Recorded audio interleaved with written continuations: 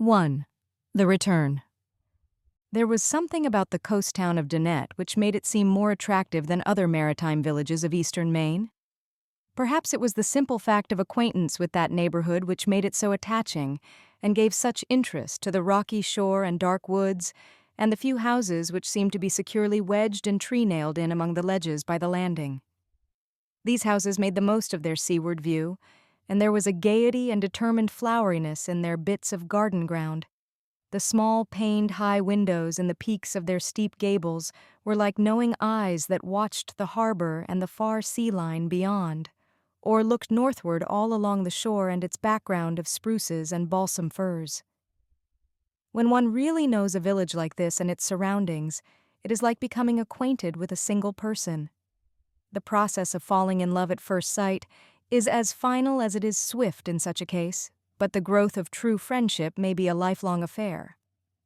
After a first brief visit made 2 or 3 summers before in the course of a yachting cruise, a lover of Dunnet Landing returned to find the unchanged shores of the pointed firs, the same quaintness of the village with its elaborate conventionalities, all that mixture of remoteness and childish certainty of being the center of civilization of which her affectionate dreams had told. One evening in June, a single passenger landed upon the steamboat wharf. The tide was high, there was a fine crowd of spectators, and the younger portion of the company followed her with subdued excitement up the narrow street of the salt-aired, white-clapboarded little town. 2. Mrs. Todd. Later, there was only one fault to find with this choice of a summer lodging place, and that was its complete lack of seclusion. At first, the tiny house of Mrs. Elmira Todd, which stood with its end to the street, appeared to be retired and sheltered enough from the busy world, behind its bushy bit of a green garden, in which all the blooming things, 2 or 3 gay hollyhocks and some London pride, were pushed back against the gray-shingled wall. It was a queer little garden and puzzling to a stranger, the few flowers being put at a disadvantage by so much greenery. But the discovery was soon made that Mrs. Todd was an ardent lover of herbs, both wild and tame, and the sea breezes blew into the low end window of the house laden with not only sweetbriar and sweet Mary, but balm and sage and borage and mint, wormwood and southernwood. If Mrs. Todd had occasion to step into the far corner of her herb plot, she trod heavily upon thyme, and made its fragrant presence known with all the rest. Being a very large person, her full skirts brushed and bent almost every slender stalk that her feet missed. You could always tell when she was stepping about there, even when you were half awake in the morning, and learned to know, in the course of a few weeks' experience, in exactly which corner of the garden she might be. At one side of this herb plot were other growths of a rustic pharmacopoeia, great treasures and rarities among the commoner herbs. There were some strange and pungent odors that roused a dim sense and remembrance of something in the forgotten past. Some of these might once have belonged to sacred and mystic rites, and have had some occult knowledge handed with them down the centuries, but now they pertained only to humble compounds, brewed at intervals with molasses or vinegar or spirits in a small cauldron on Mrs. Todd's kitchen stove. They were dispensed to suffering neighbors, who usually came at night as if by stealth, bringing their own ancient-looking vials to be filled. One nostrum was called the Indian Remedy, and its price was but 15 cents. The whispered directions could be heard as customers passed the windows. With most remedies, the purchaser was allowed to depart unadmonished from the kitchen, Mrs. Todd being a wise saver of steps. But with certain vials she gave cautions, standing in the doorway, and there were other doses which had to be accompanied on their healing way as far as the gate, while she muttered long chapters of directions and kept up an air of secrecy and importance to the last. It may not have been only the common aids of humanity with which she tried to cope. It seemed sometimes as if love and hate and jealousy and adverse winds at sea might also find their proper remedies among the curious, wild-looking plants in Mrs. Todd's garden. The village doctor and this learned herbalist were upon the best of terms.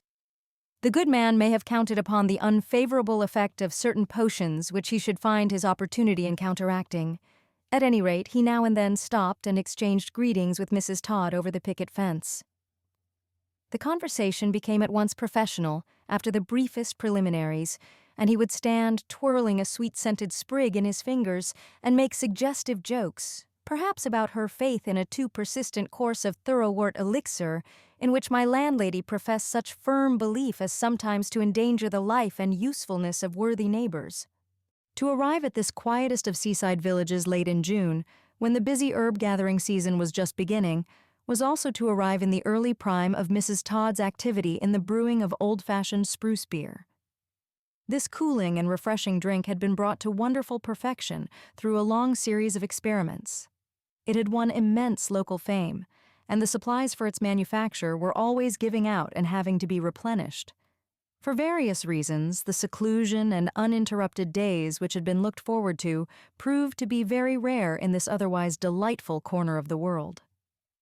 My hostess and I had made our shrewd business agreement on the basis of a simple cold luncheon at noon and liberal restitution in the matter of hot suppers, to provide for which the lodger might sometimes be seen hurrying down the road, late in the day, with cunner line in hand. It was soon found that this arrangement made large allowance for Mrs. Todd's slow herb-gathering progresses through woods and pastures. The spruce beer customers were pretty steady in hot weather, and there were many demands for different soothing syrups and elixirs with which the unwise curiosity of my early residence had made me acquainted. Knowing Mrs. Todd to be a widow, who had little beside this slender business and the income from one hungry lodger to maintain her, one's energies and even interest were quickly bestowed, until it became a matter of course that she should go afield every pleasant day, and that the lodger should answer all peremptory knocks at the side door. In taking an occasional wisdom-giving stroll in Mrs. Todd's company, and in acting as business partner during her frequent absences, I found the July days fly fast, and it was not until I felt myself confronted with too great pride and pleasure in the display, one night, of $2.27, which I had taken in during the day, that I remembered a long piece of writing, sadly belated now, which I was bound to do. To have been patted kindly on the shoulder and called darlin', to have been offered a surprise of early mushrooms for supper, to have had all the glory of making $2.27 in a single day, and then to renounce it all and withdraw from these pleasant successes, needed much resolution. Literary employments are so vexed with uncertainties at best, and it was not until the voice of conscience sounded louder in my ears than the sea on the nearest pebble beach that I said unkind words of withdrawal to Mrs. Todd. She only became more wistfully affectionate than ever in her expressions, and looked as disappointed as I expected when I frankly told her that I could no longer enjoy the pleasure of what we called seein' folks. I felt that I was cruel to a whole neighborhood in curtailing her liberty in this most important season for harvesting the different wild herbs that were so much counted upon to ease their winter ails. "Well, dear," she said sorrowfully, "I've took great advantage of your being here. I ain't had such a season for years, but I have never had nobody I could so trust. All you lack is a few qualities, but with time you'd gain judgment and experience and be very able in the business. I'd stand right here and say it to anybody." Mrs. Todd and I were not separated or estranged by the change in our business relations.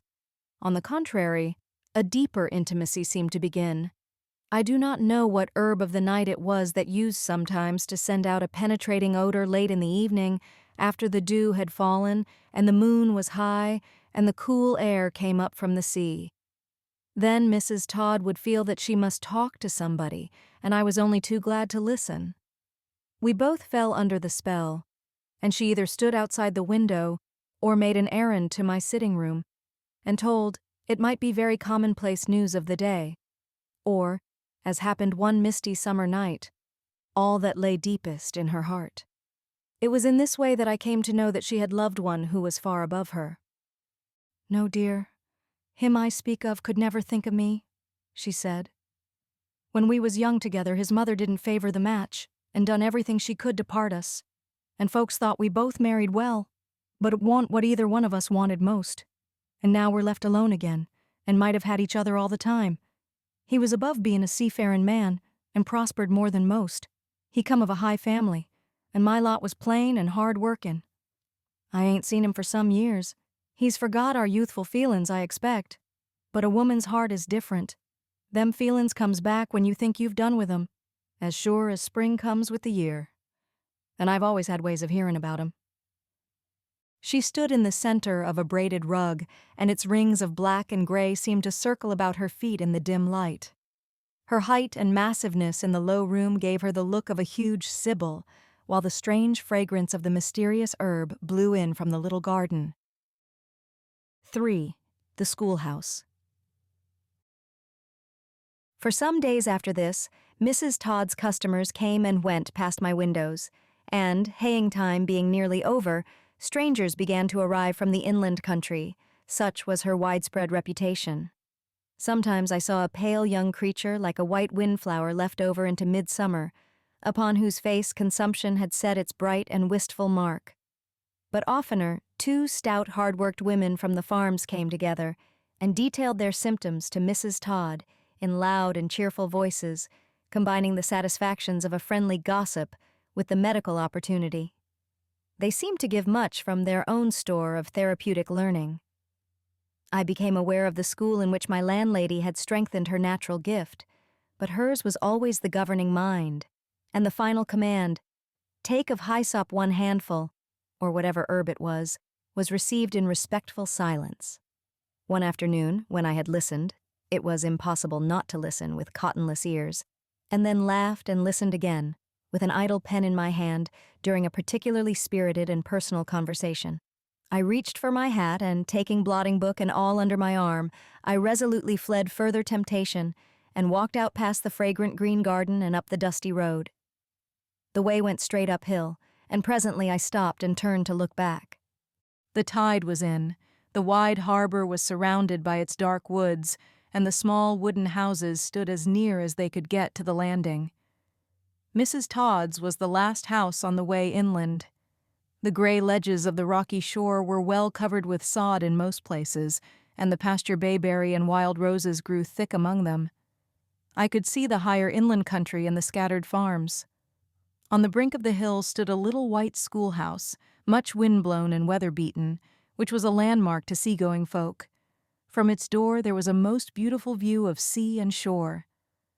The summer vacation now prevailed, and after finding the door unfastened, and taking a long look through one of the seaward windows, and reflecting afterward for some time in a shady place nearby among the bayberry bushes, I returned to the chief place of business in the village, and, to the amusement of 2 of the selectmen, brothers, and autocrats of Dunnet Landing, I hired the schoolhouse for the rest of the vacation for 50 cents a week.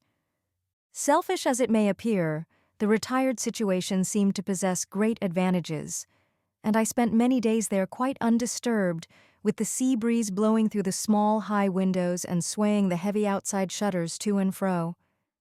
I hung my hat and luncheon basket on an entry nail as if I were a small scholar, but I sat at the teacher's desk as if I were that great authority, with all the timid, empty benches in rows before me. Now and then an idle sheep came and stood for a long time looking in at the door. At sundown I went back, feeling most businesslike, down toward the village again, and usually met the flavor, not of the herb garden, but of Mrs. Todd's hot supper, halfway up the hill. On the nights when there were evening meetings or other public exercises that demanded her presence, we had tea very early, and I was welcomed back as if from a long absence. Once or twice I feigned excuses for staying at home, while Mrs. Todd made distant excursions and came home late, with both hands full and a heavily laden apron. This was in pennyroyal time, and when the rare lobelia was in its prime and the elecampane was coming on. One day she appeared at the schoolhouse itself, partly out of amused curiosity about my industries, but she explained that there was no tansy in the neighborhood with such snap to it as some that grew about the schoolhouse lot. Being scuffed down all the spring made it grow so much the better, like some folks that had it hard in their youth and were bound to make the most of themselves before they died. 4. At the schoolhouse window. One day I reached the schoolhouse very late, owing to attendance upon the funeral of an acquaintance and neighbor, with whose sad decline in health I had been familiar, and whose last days both the doctor and Mrs. Todd had tried in vain to ease. The services had taken place at 1 o'clock, and now, at 2:15, I stood at the schoolhouse window, looking down at the procession as it went along the lower road close to the shore. It was a walking funeral, and even at that distance I could recognize most of the mourners as they went their solemn way. Mrs. Begg had been very much respected, and there was a large company of friends following to her grave. She had been brought up on one of the neighboring farms, and each of the few times that I had seen her, she professed great dissatisfaction with town life. The people lived too close together for her liking, at the landing, and she could not get used to the constant sound of the sea.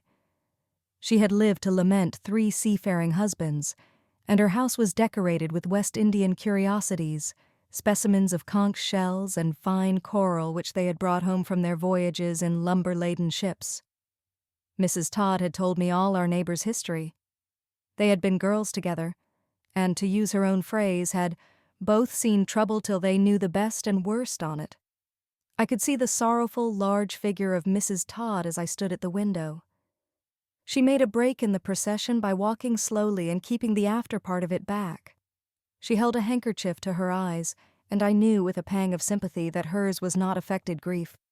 Beside her, after much difficulty, I recognized the one strange and unrelated person in all the company, an old man who had always been mysterious to me. I could see his thin, bending figure. He wore a narrow, long-tailed coat and walked with a stick, and had the same cant to leeward as the wind-bent trees on the height above. This was Captain Littlepage, whom I had seen only once or twice before, sitting pale and old behind a closed window, never out of doors until now. Mrs. Todd always shook her head gravely when I asked a question, and said that he wasn't what he had been once, and seemed to class him with her other secrets. He might have belonged with a simple which grew in a certain slug-haunted corner of the garden, whose use she could never be betrayed into telling me, though I saw her cutting the tops by moonlight once, as if it were a charm and not a medicine, like the great fading bloodroot leaves. I could see that she was trying to keep pace with the old captain's lighter steps. He looked like an aged grasshopper of some strange human variety. Behind this pair was a short, impatient little person who kept the captain's house and gave it what Mrs. Todd and others believed to be no proper sort of care. She was usually called that Mari Harris in subdued conversation between intimates, but they treated her with anxious civility when they met her face to face. The bay-sheltered islands and the great sea beyond stretched away to the far horizon southward and eastward. The little procession in the foreground looked futile and helpless on the edge of the rocky shore. It was a glorious day early in July with a clear, high sky. There were no clouds. There was no noise of the sea. The song sparrows sang and sang as if with joyous knowledge of immortality and contempt for those who could so pettily concern themselves with death. I stood watching until the funeral procession had crept round a shoulder of the slope below and disappeared from the great landscape as if it had gone into a cave. An hour later I was busy at my work.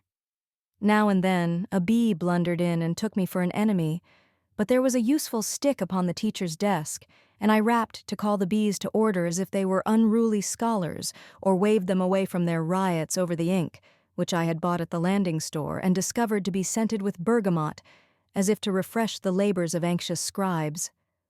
One anxious scribe felt very dull that day. A sheep bell tinkled nearby and called her wandering wits after it. The sentences failed to catch these lovely summer cadences. For the first time I began to wish for a companion and for news from the outer world, which had been, half unconsciously, forgotten. Watching the funeral gave one a sort of pain.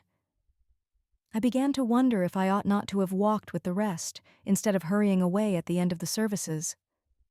Perhaps the Sunday gown I had put on for the occasion was making this disastrous change of feeling, but I had now made myself and my friends remember that I did not really belong to Dunnet Landing. I sighed and turned to the half-written page again. 5. Captain Littlepage. It was a long time after this. An hour was very long in that coast town where nothing stole away the shortest minute. I had lost myself completely in work when I heard footsteps outside. There was a steep footpath between the upper and the lower road, which I climbed to shorten the way, as the children had taught me, but I believed that Mrs. Todd would find it inaccessible, unless she had occasion to seek me in great haste. I rode on, feeling like a besieged miser of time, while the footsteps came nearer, and the sheep bell tinkled away in haste as if someone had shaken a stick in its wearer's face. Then I looked. and saw Captain Littlepage passing the nearest window. The next moment he tapped politely at the door. "Come in, sir," I said, rising to meet him, and he entered, bowing with much courtesy. I stepped down from the desk and offered him a chair by the window, where he seated himself at once, being sadly spent by his climb. I returned to my fixed seat behind the teacher's desk, which gave him the lower place of a scholar. "You ought to have the place of honor, Captain Littlepage," I said. "A happy rural seat of various views," he quoted as he gazed out into the sunshine and up the long wooded shore. Then he glanced at me and looked all about him as pleased as a child. My quotation was from Paradise Lost, the greatest of poems, I suppose you know. And I nodded. "There's nothing that ranks, to my mind, with Paradise Lost. It's all lofty, he continued. "Shakespeare was a great poet. He copied life, but you have to put up with a great deal of low talk." I now remembered that Mrs. Todd had told me one day that Captain Littlepage had overset his mind with too much reading. She had also made dark reference to his having spells of some unexplainable nature. I could not help wondering what errand had brought him out in search of me. There was something quite charming in his appearance. It was a face thin and delicate with refinement, but worn into appealing lines, as if he had suffered from loneliness and misapprehension. He looked, with his careful precision of dress, as if he were the object of cherishing care on the part of elderly unmarried sisters. But I knew Mari Harris to be a very commonplace, inelegant person who would have no such standards. It was plain that the captain was his own attentive valet. He sat looking at me expectantly. I could not help thinking that with his queer head and length of thinness, he was made to hop along the road of life rather than to walk. The captain was very grave indeed, and I bade my inward spirit keep close to discretion. "Poor Mrs. Begg has gone," I ventured to say. I still wore my Sunday gown by way of showing respect. "She has gone," said the captain. "Very easy at the last, I was informed. She slipped away as if she were glad of the opportunity." I thought of the Countess of Carberry and felt that history repeated itself. "She was one of the old stock," continued Captain Littlepage with touching sincerity. "She was very much looked up to in this town and will be missed." I wondered, as I looked at him, if he had sprung from a line of ministers. He had the refinement of look and air of command which are the heritage of the old ecclesiastical families of New England. But as Darwin says in his autobiography, "There is no such king as a sea captain. He is greater even than a king or a schoolmaster." Captain Littlepage moved his chair out of the wake of the sunshine and still sat looking at me. I began to be very eager to know upon what errand he had come. "It may be found out some of these days," he said earnestly. "We may know it all, the next step. Where Mrs. Begg is now, for instance. Certainty, not conjecture, is what we all desire."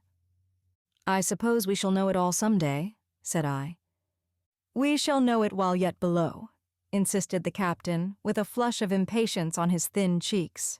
"We have not looked for truth in the right direction. I know what I speak of. Those who have laughed at me little know how much reason my ideas are based upon." He waved his hand toward the village below. "In that handful of houses they fancy that they comprehend the universe." I smiled and waited for him to go on. "I am an old man, as you can see," he continued, "and I have been a shipmaster the greater part of my life, 43 years in all. You may not think it, but I am above 80 years of age." He did not look so old, and I hastened to say so. "You must have left the sea a good many years ago then, Captain Littlepage," I said. "I should have been serviceable at least 5 or 6 years more," he answered. "My acquaintance with my experience upon a certain occasion, I might say, gave rise to prejudice. I do not mind telling you that I chanced to learn of one of the greatest discoveries that man has ever made." Now we were approaching dangerous ground, but a sudden sense of his sufferings at the hands of the ignorant came to my help, and I asked to hear more with all the deference I really felt. A swallow flew into the schoolhouse at this moment as if a kingbird were after it, and beat itself against the walls for a minute and escaped again to the open air. But Captain Littlepage took no notice whatever of the flurry. "I had a valuable cargo of general merchandise from the London docks to Fort Churchill. "A station of the old company on Hudson's Bay," said the captain earnestly. "We were delayed in lading and baffled by headwinds and a heavy tumbling sea all the way north, about and across. Then the fog kept us off the coast, and when I made port at last, it was too late to delay in those northern waters with such a vessel and such a crew as I had. They cared for nothing and idled me into a fit of sickness, but my first mate was a good, excellent man, with no more idea of being frozen in there until spring than I had, so we made what speed we could to get clear of Hudson's Bay and off the coast. I owned an eighth of the vessel and he owned a 16th of her. She was a full-rigged ship called the Minerva, but she was getting old and leaky. I meant it should be my last voyage in her, and so it proved. She had been an excellent vessel in her day. Of the cowards aboard her, I can't say so much." "Then you were wrecked?" I asked, as he made a long pause.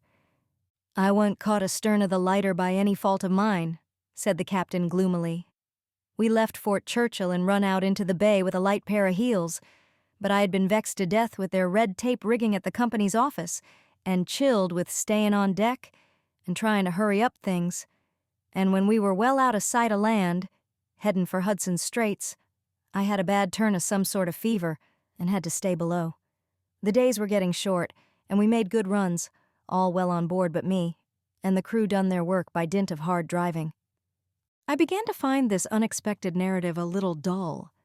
Captain Littlepage spoke with a kind of slow correctness that lacked the longshore high flavor to which I had grown used, but I listened respectfully while he explained the winds having become contrary, and talked on in a dreary sort of way about his voyage, the bad weather, and the disadvantages he was under in the lightness of his ship, which bounced about like a chip in a bucket and would not answer the rudder or properly respond to the most careful setting of sails. "So there we were blowing along anyways," he complained. But looking at me at this moment and seeing that my thoughts were unkindly wandering, he ceased to speak. "It was a hard life at sea in those days, I am sure," said I with redoubled interest.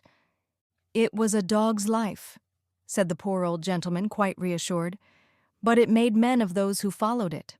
I see a change for the worse even in our own town here, full of loafers now, small and poor as 'tis, who once would have followed the sea, every lazy soul of 'em. There is no occupation so fit for just that class of men who never get beyond the forecastle. I view it in addition that a community narrows down and grows dreadful ignorant when it is shut up to its own affairs, and gets no knowledge of the outside world except from a cheap, unprincipled newspaper. In the old days, a good part of the best men here knew 100 ports and something of the way folks lived in them.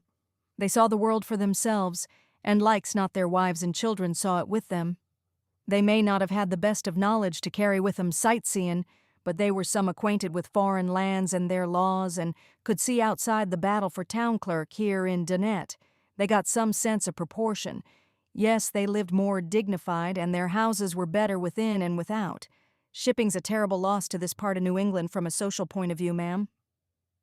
"I have thought of that myself," I returned, with my interest quite awakened.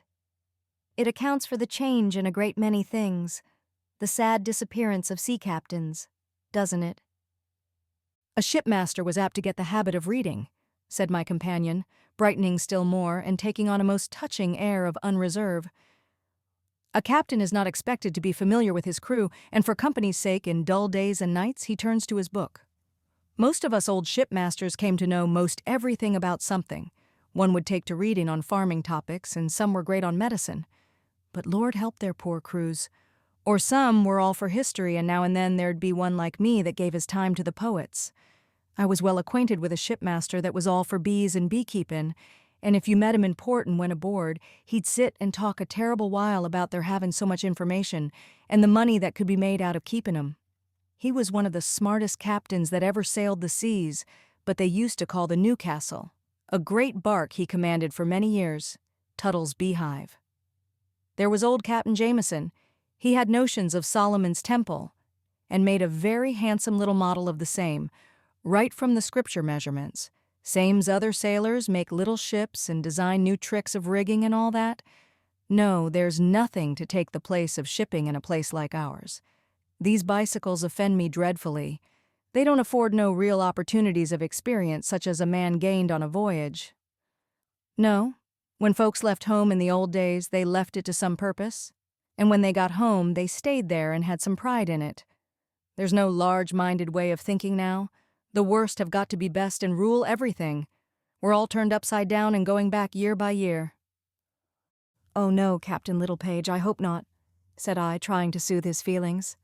There was a silence in the schoolhouse, but we could hear the noise of the water on a beach below. It sounded like the strange warning wave that gives notice of the turn of the tide. A late golden robin, with the most joyful and eager of voices, was singing close by in a thicket of wild roses. 6. The Waiting Place. "How did you manage with the rest of that rough voyage on the Minerva?" I asked. "I shall be glad to explain to you," said Captain Littlepage, forgetting his grievances for the moment. "If I had a map at hand, I could explain better. We were driven to and fro, way up toward what we used to call Perry's Discoveries, and lost our bearings. It was thick and foggy, and at last I lost my ship. She drove on a rock, and we managed to get ashore on what I took to be a barren island, the few of us that were left alive. When she first struck, the sea was somewhat calmer than it had been, and most of the crew, against orders, manned the longboat and put off in a hurry, and were never heard of more. Our own boat upset, but the carpenter kept himself and me above water, and we drifted in. I had no strength to call upon after my recent fever, and laid down to die. But he found the tracks of a man and dog the second day, and got along the shore to one of those far missionary stations that the Moravians support. They were very poor themselves and in distress. 'Twas a useless place. There were but few Eskimo left in that region. There we remained for some time, and I became acquainted with strange events." The captain lifted his head and gave me a questioning glance. I could not help noticing that the dulled look in his eyes had gone, and there was instead a clear intentness that made them seem dark and piercing. There was a supply ship expected, and the pastor, an excellent Christian man, made no doubt that we should get passage in her. He was hoping that orders would come to break up the station, but everything was uncertain, and we got on the best we could for a while. We fished and helped the people in other ways.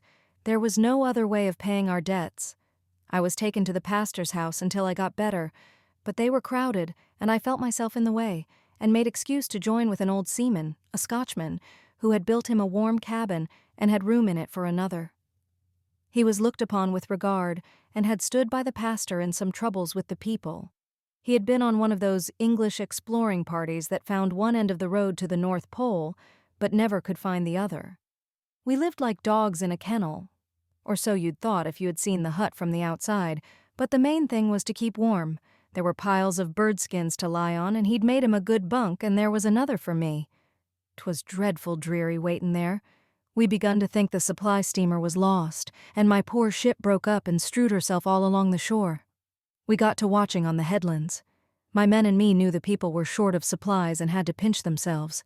It ought to read in the Bible, "Man cannot live by fish alone," if they'd told the truth of things. 'Tain't bread that wears the worst on you. First part of the time, old Gaffett, that I lived with, seemed speechless, and I didn't know what to make of him, nor he of me, I dare say. But as we got acquainted, I found he'd been through more disasters than I had, and had troubles that weren't going to let him live a great while.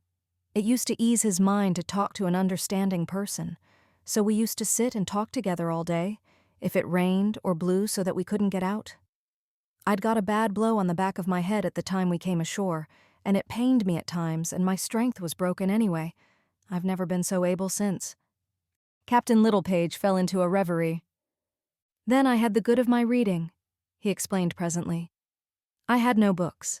The pastor spoke but little English, and all his books were foreign. But I used to say over all I could remember.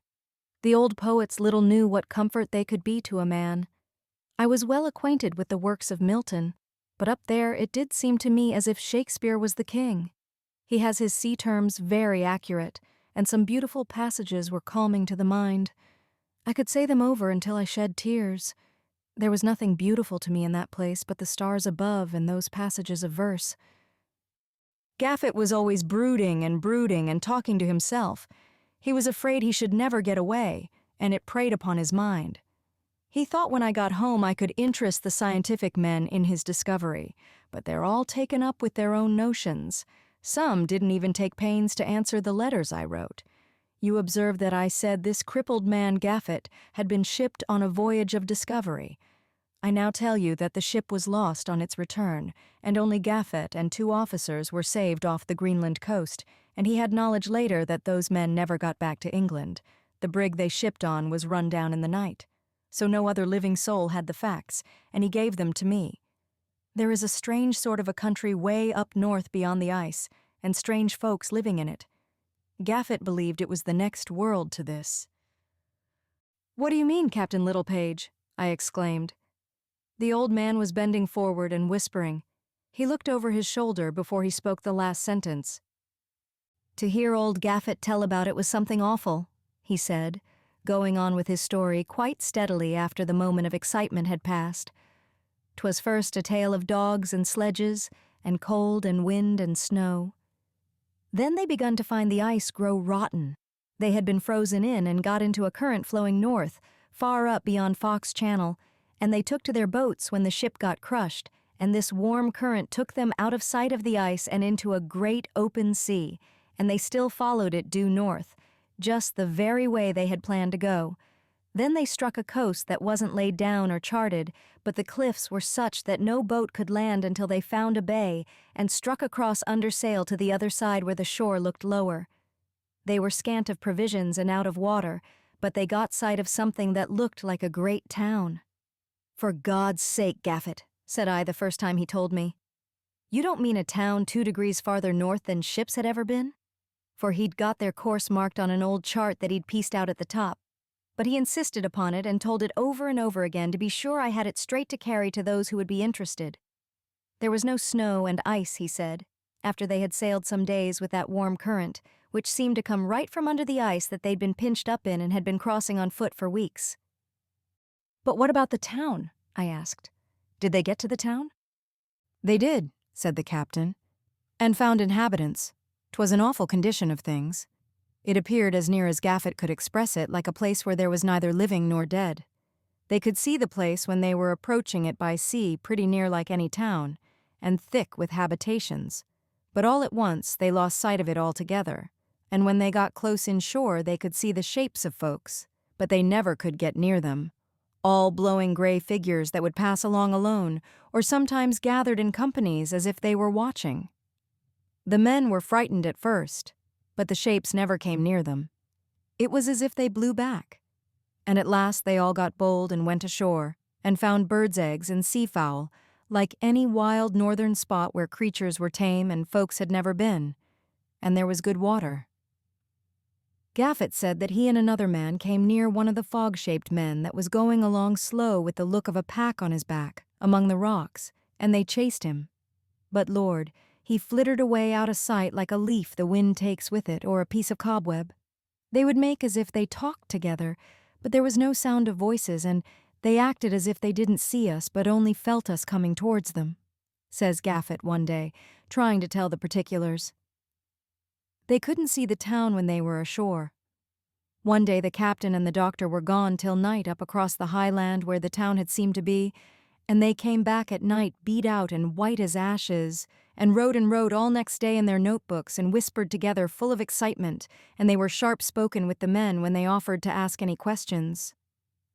"Then there came a day," said Captain Littlepage, leaning toward me with a strange look in his eyes and whispering quickly. "The men all swore they wouldn't stay any longer. The man on watch early in the morning gave the alarm, and they all put off in the boat and got a little way out to sea. Those folks, or whatever they were, come about 'em like bats. All at once they raised incessant armies and come as if to drive 'em back to sea. They stood thick at the edge of the water like the ridges of grim war. No thought of flight, none of retreat. Sometimes a standing fight, then soaring on main wing tormented all the air. And when they'd got the boat out of reach of danger, Gaffett said they looked back, and there was the town again, standing up just as they'd seen it first, comin' on the coast. Say what you might, they all believed 'twas a kind of waiting place between this world and the next." The captain had sprung to his feet in his excitement and made excited gestures, but he still whispered huskily. "Sit down, sir," I said as quietly as I could, and he sank into his chair quite spent. Gaffett thought the officers were hurrying home to report and to fit out a new expedition when they were all lost. At the time, the men got orders not to talk over what they had seen. The old man explained presently in a more natural tone. Weren't they all starving? And wasn't it a mirage or something of that sort? I ventured to ask. But he looked at me blankly.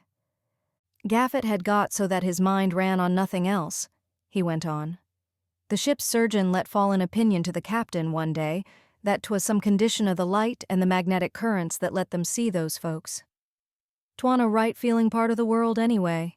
They had to battle with the compass to make it serve, and everything seemed to go wrong. Gaffett had worked it out in his own mind that they was all common ghosts, but the conditions were unusual favorable for seeing them.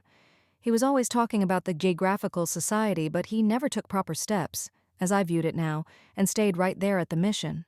He was a good deal crippled, and thought they'd confine him in some jail of a hospital. He said he was waiting to find the right men to tell, somebody bound north. Once in a while they stopped there to leave a mail or something. He was set in his notions, and let 2 or 3 proper exploring expeditions go by him because he didn't like their looks. But when I was there he had got restless, fearing he might be taken away or something. He had all his directions written out straight as a string to give the right ones. I wanted him to trust 'em to me, so I might have something to show, but he wouldn't. I suppose he's dead now. I wrote to him and I done all I could. 'Twill be a great exploit some of these days. I assented absent-mindedly, thinking more just then of my companion's alert, determined look and the seafaring, ready aspect that had come to his face. But at this moment there fell a sudden change, and the old, pathetic, scholarly look returned. Behind me hung a map of North America, and I saw, as I turned a little, that his eyes were fixed upon the northernmost regions and their careful, recent outlines with a look of bewilderment. 7. The Outer Island. Gaffett, with his good bunk and the bird skins, the story of the wreck of the Minerva, the human-shaped creatures of fog and cobweb, the great words of Milton with which he described their onslaught upon the crew, all this moving tale had such an air of truth that I could not argue with Captain Littlepage. The old man looked away from the map as if it had vaguely troubled him, and regarded me appealingly. We were just speaking of... And he stopped. I saw that he had suddenly forgotten his subject. There were a great many persons at the funeral, I hastened to say. Oh, yes, the captain answered with satisfaction. All showed respect who could. The sad circumstances had for a moment slipped my mind. Yes, Mrs. Begg will be very much missed. She was a capital manager for her husband when he was at sea. Oh, yes, shipping is a very great loss. And he sighed heavily. There was hardly a man of any standing who didn't interest himself in some way in navigation. It always gave credit to a town. I call it low water mark now here in Dunnet. He rose with dignity to take leave and asked me to stop at his house some day, when he would show me some outlandish things that he had brought home from sea.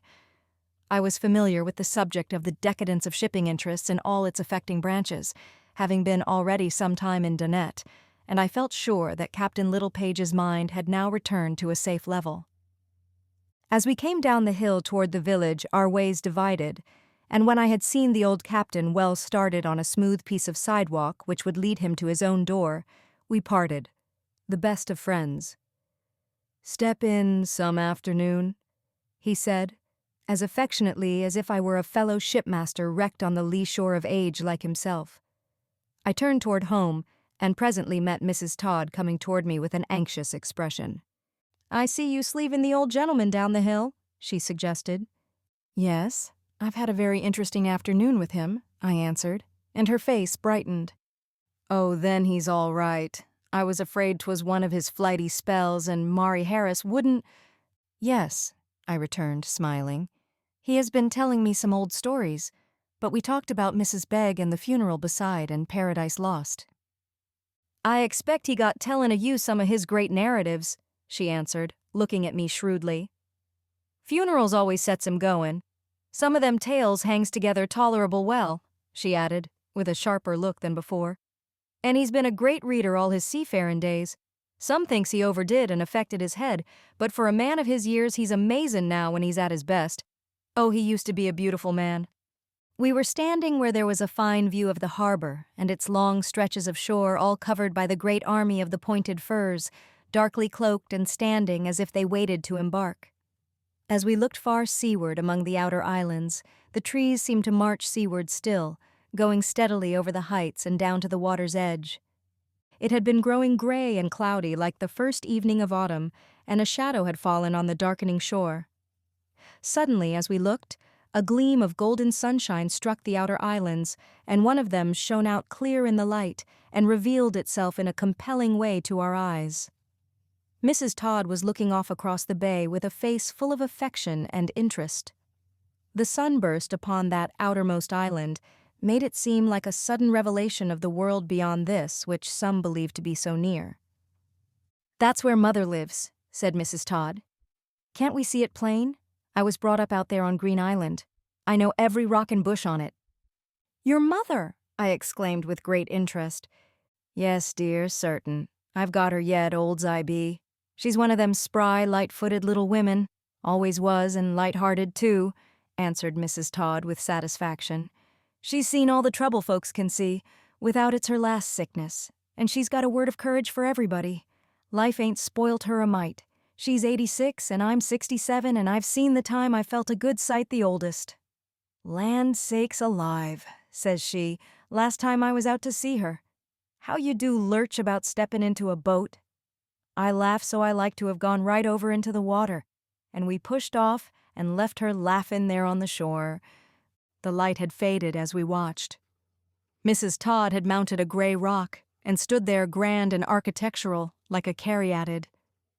Presently she stepped down, and we continued our way homeward. "You and me, we'll take a boat and go out some day and see Mother," she promised me. "'Twould please her very much, and there's one or two scase herbs grows better on the island than anywhere else. I ain't seen their like nowheres here on the Maine." "Now I'm going right down to get us each a mug of my beer," she announced as we entered the house. "And I believe I'll sneak in a little mite of chamomile. Going to the funeral and all, I feel to have had a very wearin' afternoon." I heard her going down into the cool little cellar, and then there was considerable delay. When she returned, mug in hand, I noticed the taste of chamomile in spite of my protest. But its flavor was disguised by some other herb that I did not know, and she stood over me until I drank it all and said that I liked it.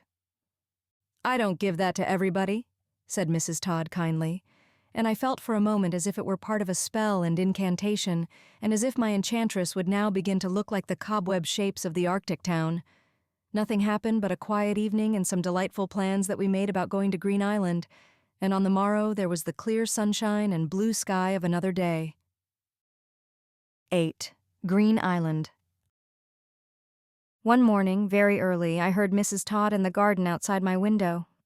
By the unusual loudness of her remarks to a passer-by and the notes of a familiar hymn which she sang as she worked among the herbs and which came as if directed purposely to the sleepy ears of my consciousness, I knew that she wished I would wake up and come and speak to her. In a few minutes she responded to a morning voice from behind the blinds. "I expect you're going up to your schoolhouse to pass all this pleasant day." "Yes, I expect you're going to be dreadful busy," she said despairingly. "Perhaps not," said I. "Why, what's going to be the matter with you, Mrs. Todd?" For I supposed that she was tempted by the fine weather to take one of her favorite expeditions along the shore pastures to gather herbs and simples, and would like to have me keep the house. "No, I don't want to go nowhere by land," she answered gaily. "No, not by land. But I don't know's we shall have a better day all the rest of the summer to go out to Green Island and see Mother. I waked up early thinking of her. The wind's light northeast. 'Twill take us right straight out, and this time of year it's liable to change round southwest and fetch us home pretty, long late in the afternoon. Yes, it's going to be a good day. Speak to the captain and the Bowden boy if you see anybody going by toward the landing," said I. "We'll take the big boat." "Oh, my sakes! Now you let me do things my way," said Mrs. Todd scornfully. "No, dear, we won't take no big boat. I'll just get a handy dory, and Johnny Bowden and me will man her ourselves.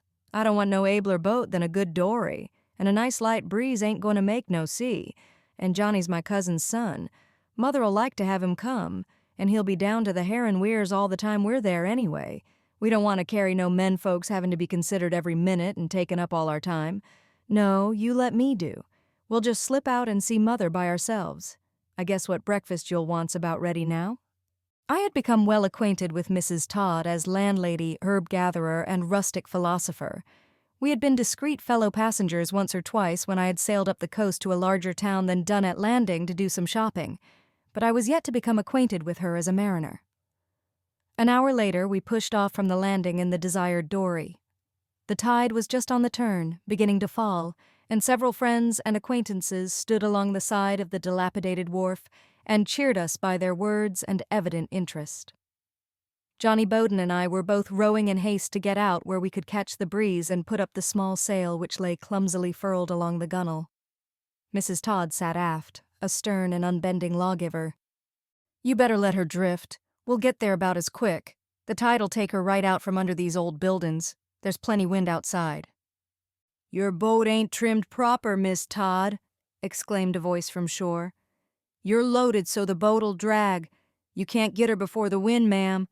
You set midships, Miss Todd, and let the boy hold the sheet and steer after he gets the sail up. You won't never get out to Green Island that way. She's loaded bad, your boat is. She's heavy behind she is now."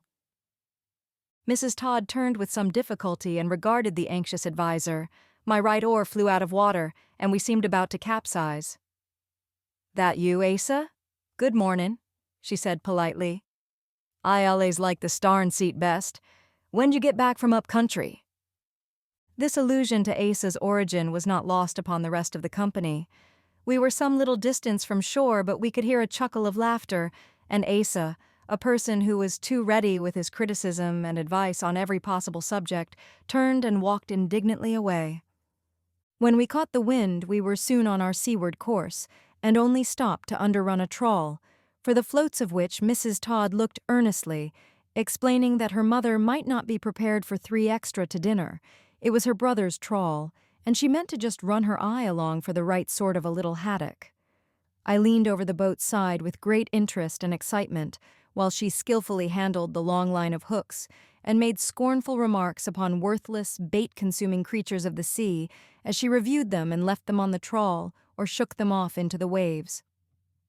At last we came to what she pronounced a proper haddock, and having taken him on board and ended his life resolutely, we went our way. As we sailed along, I listened to an increasingly delightful commentary upon the islands, some of them barren rocks, or at best giving sparse pasturage for sheep in the early summer. On one of these, an eager little flock ran to the water's edge and bleated at us so affectingly that I would willingly have stopped, but Mrs. Todd steered away from the rocks and scolded at the sheep's mean owner, an acquaintance of hers, who grudged the little salt and still less care which the patient creatures needed. The hot midsummer sun makes prisons of these small islands that are a paradise in early June, with their cool springs and short, thick-growing grass. On a larger island, farther out to sea, my entertaining companion showed me with glee the small houses of 2 farmers who shared the island between them, and declared that for 3 generations the people had not spoken to each other even in times of sickness or death or birth. When the news come that the war was over, one of 'em knew it a week, and never stepped across his wall to tell the other, she said. There they enjoy it. They've got to have something to interest 'em in such a place. 'Tis a good deal more trying to be tied to folks you don't like than 'tis to be alone. Each of 'em tell the neighbors their wrongs. Plenty likes to hear and tell again. Them as fetch a bone'll carry one, and so they keep the fight a-goin'. I must say I like variety myself. Some folks washes Monday and irons Tuesday the whole year round, even if the circus is goin' by. A long time before we landed at Green Island, we could see the small white house standing high like a beacon where Mrs. Todd was born and where her mother lived, on a green slope above the water, with dark spruce woods still higher. There were crops in the fields, which we presently distinguished from one another. Mrs. Todd examined them while we were still far at sea. "Mother's late potatoes looks backward. Ain't had rain enough so far," she pronounced her opinion. "They look weedier than what they call Front Street down to Cowper Center. I expect Brother William is so occupied with his hair and weirs and serving out bait to the schooners that he don't think once a day of the land." "What's the flag for, up above the spruces there behind the house?" I inquired with eagerness. "Oh, that's the sign for heron," she explained kindly, while Johnny Bowden regarded me with contemptuous surprise. "When they get enough for schooners, they raise that flag, and when 'tis a poor catch in the weir pocket, they just fly a little signal down by the shore, and then the small boats comes and get enough and over for their trawls. There, look, there she is. Mother sees us. She's wavin' somethin' out of the fore door. She'll be to the landin' place quicks we are." I looked and could see a tiny flutter in the doorway, but a quicker signal had made its way from the heart on shore to the heart on the sea. "How do you suppose she knows it is me?" said Mrs. Todd, with a tender smile on her broad face. "There, you never get over bein' a child long's you have a mother to go to. Look at the chimney now. She's gone right in and brightened up the fire. Well, there, I'm glad Mother's well. You'll enjoy seeing her very much." Mrs. Todd leaned back into her proper position, and the boat trimmed again. She took a firmer grasp of the sheet and gave an impatient look up at the gaff and the leech of the little sail, and twitched the sheet as if she urged the wind like a horse.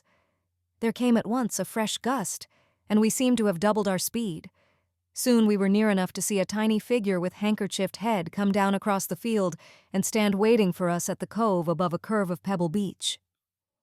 Presently the dory grated on the pebbles, and Johnny Bowden, who had been kept in abeyance during the voyage, sprang out and used manful exertions to haul us up with the next wave, so that Mrs. Todd could make a dry landing. "You don that very well," she said, mounting to her feet, and coming ashore somewhat stiffly but with great dignity, refusing our outstretched hands and returning to possess herself of a bag which had lain at her feet. "Well, Mother, here I be," she announced with indifference, but they stood and beamed in each other's faces. "Lookin' pretty well for an old lady, ain't she?" said Mrs. Todd's mother, turning away from her daughter to speak to me. She was a delightful little person herself, with bright eyes and an affectionate air of expectation like a child on a holiday. You felt as if Mrs. Blackett were an old and dear friend before you let go her cordial hand. We all started together up the hill. "Now don't you haste too fast, Mother," said Mrs. Todd warningly. "'Tis a far reach o' rising ground to the fore door, and you won't set and get your breath when you're once there, but go trotting about. Now don't you go a mite faster than we proceed with this bag and basket. Johnny, there, I'll fetch up the haddock. I just made one stop to underrun William's trawl till I come to jest such a fishes I thought you'd want to make one of your nice chowders of. I've brought an onion with me that was layin' about on the windowsill at home." "That's just what I was wantin'," said the hostess. "I give a sigh when you spoke o' chowder, knowin' my onions was out. William forgot to replenish us last time he was to the landin'. Don't you haste so yourself, Almiry, up this risin' ground. I hear you commencin' to wheeze a'ready." This mild revenge seemed to afford great pleasure to both giver and receiver. They laughed a little and looked at each other affectionately, and then at me. Mrs. Todd considerately paused and faced about to regard the wide sea view. I was glad to stop, being more out of breath than either of my companions, and I prolonged the halt by asking the names of the neighboring islands. There was a fine breeze blowing, which we felt more there on the highland than when we were running before it in the dory. "Why, this ain't that kitten I saw when I was out last, the one that I said didn't appear likely," exclaimed Mrs. Todd as we went our way. "That's the one, Almiry," said her mother. "She always had a likely look to me, and she's right after business. I never see such a mouser for one of her age. If it wa'n't for William, I never should have housed that other dronin' old thing so long, but he sets by her on account of her havin' a bobtail. I don't deem it advisable to maintain cats just on account of their havin' bobtails. They're like all other curiosities, good for them that wants to see 'em twice. This kitten catches mice for both, and keeps me respectable as I ain't been for a year. She's a real understandin' little help, this kitten is. I picked her from among 5 Miss Augusta Purnell had over to Burnt Island," said the old woman, trudging along with the kitten close at her skirts. "Augusta," she says to me, "why, Miss Blackett, you've took and homeliest," and says I've got the smartest. I'm satisfied." "I'd trust nobody sooner'n you to pick out a kitten, Mother," said the daughter handsomely, and we went on in peace and harmony. The house was just before us now, on a green level that looked as if a huge hand had scooped it out of the long green field we had been ascending. A little way above, the dark spruce woods began to climb the top of the hill and cover the seaward slopes of the island. There was just room for the small farm and the forest. We looked down at the fish house and its rough sheds and the weirs stretching far out into the water. As we looked upward, the tops of the firs came sharp against the blue sky.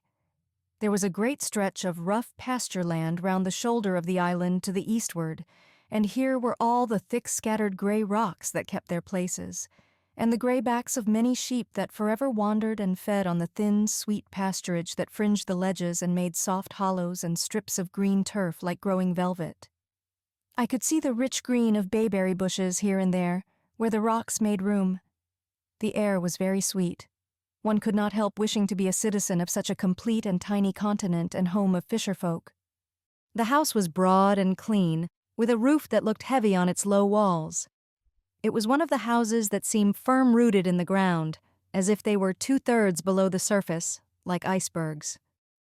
The front door stood hospitably open in expectation of company, and an orderly vine grew at each side, but our path led to the kitchen door at the house end, and there grew a mass of gay flowers and greenery, as if they had been swept together by some diligent garden broom into a tangled heap. There were portulacas all along under the lower step and straggling off into the grass, and clustering mallows that crept as near as they dared, like poor relations. I saw the bright eyes and brainless little heads of 2 half-grown chickens who were snuggled down among the mallows as if they had been chased away from the door more than once and expected to be again. "It seems kind of formal comin' in this way," said Mrs. Todd impulsively as we passed the flowers and came to the front doorstep. But she was mindful of the proprieties and walked before us into the best room on the left. "Why, Mother, if you haven't gone and turned the carpet!" she exclaimed, with something in her voice that spoke of awe and admiration. "When'd you get to it? I suppose Miss Addicks come over and helped you, from White Island Landing?" "No, she didn't," answered the old woman, standing proudly erect and making the most of a great moment. "I done it all myself with William's help.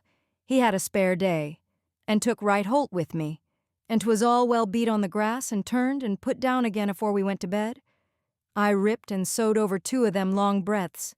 I ain't had such a good night's sleep for 2 years. "There, what do you think of having such a mother as that for 86-year-old?" said Mrs. Todd, standing before us like a large figure of victory. As for the mother, she took on a sudden look of youth. You felt as if she promised a great future and was beginning, not ending, her summers and their happy toils. My, exclaimed Mrs. Todd. "I couldn't have done it myself. I've got to own it." "I was much pleased to have it off my mind," said Mrs. Blackett humbly. "The more so because along at the first of the next week I wasn't very well. I suppose it may have been the change of weather." Mrs. Todd could not resist a significant glance at me, but with charming sympathy she forbore to point the lesson or to connect this illness with its apparent cause. She loomed larger than ever in the little old-fashioned best room, with its few pieces of good furniture and pictures of national interest. The green paper curtains were stamped with conventional landscapes of a foreign order, castles on inaccessible crags, and lovely lakes with steep wooded shores. Underfoot, the treasured carpet was covered thick with homemade rugs. There were empty glass lamps and crystallized bouquets of grass and some fine shells on the narrow mantelpiece. "I was married in this room," said Mrs. Todd unexpectedly, and I heard her give a sigh after she had spoken, as if she could not help the touch of regret that would forever come with all her thoughts of happiness. "We stood right there between the windows," she added, "and the minister stood here. William wouldn't come in. He was always odd about seeing folks, just's he is now. I run to meet him from a child, and William he'd take and run away." "I've been the gainer," said the old mother cheerfully. "William has been son and daughter both since he was married off the island. He's been most too satisfied to stop at home long o' his old mother, but I always tell him I'm the gainer." We were all moving toward the kitchen as if by common instinct. The best room was too suggestive of serious occasions, and the shades were all pulled down to shut out the summer light and air. It was indeed a tribute to society to find a room set apart for her behests out there, on so apparently neighborless and remote an island. Afternoon visits and evening festivals must be few in such a bleak situation at certain seasons of the year, but Mrs. Blackett was of those who do not live to themselves, and who have long since passed the line that divides mere self-concern from a valued share in whatever society can give and take. There were those of her neighbors who never had taken the trouble to furnish a best room, but Mrs. Blackett was one who knew the uses of a parlor. "Yes, do come right out into the old kitchen. I shan't make any stranger of you," she invited us pleasantly, after we had been properly received in the room appointed to formality. "I expect Almiry here'll be driftin' out 'mongst the pasture weeds quick she can find a good excuse. 'Tis hot now. You'd better content yourselves till you get nice and rested, and long after dinner the sea breeze'll spring up, and then you can take your walks and go up and see the prospect from the big ledge. Almiry'll want to show off everything there is. Then I'll get you a good cup of tea before you start to go home. The days are plenty long now."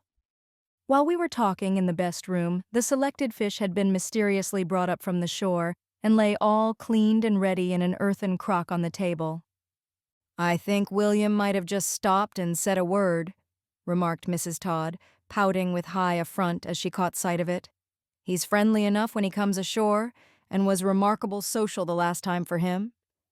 "He ain't disposed to be very social with the ladies," explained William's mother, with a delightful glance at me, as if she counted upon my friendship and tolerance. "He's very particular, and he's all in his old fishing clothes today. He'll want me to tell him everything you said and done after you've gone. William has very deep affections. He'll want to see you, Almiry. Yes, I guess he'll be in by and by." "I'll search for him by and by if he don't," proclaimed Mrs. Todd, with an air of unalterable resolution. "I know all of his burrows down along the shore. I'll catch him by hand 'fore he knows it. I've got some business with William anyway. I brought 42 cents with me that was due him for them last lobsters he brought in." "You can leave it with me," suggested the little old mother, who was already stepping about among her pots and pans in the pantry and preparing to make the chowder. I became possessed of a sudden unwanted curiosity in regard to William, and felt that half the pleasure of my visit would be lost if I could not make his interesting acquaintance. 9. William. Mrs. Todd had taken the onion out of her basket and laid it down upon the kitchen table. "There's Johnny Bowden come with us, you know," she reminded her mother. "He'll be hungry enough to eat his size." "I've got new doughnuts, dear," said the little old lady.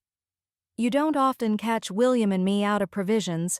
I expect you might have chose a somewhat larger fish, but I'll try and make it do. I shall have to have a few extra potatoes, but there's a fieldful out there, and the hose leanin' against the well house, in amongst the climbin' beans." She smiled and gave her daughter a commanding nod. "Land sakes alive, le's blow the horn for William," insisted Mrs. Todd with some excitement. "He needn't break his spirit so far as to come in. He'll know you need him for something particular, and then we can call to him as he comes up the path. I won't put him to no pain." Mrs. Blackett's old face, for the first time, wore a look of trouble, and I found it necessary to counteract the teasing spirit of Almira. It was too pleasant to stay indoors altogether, even in such rewarding companionship.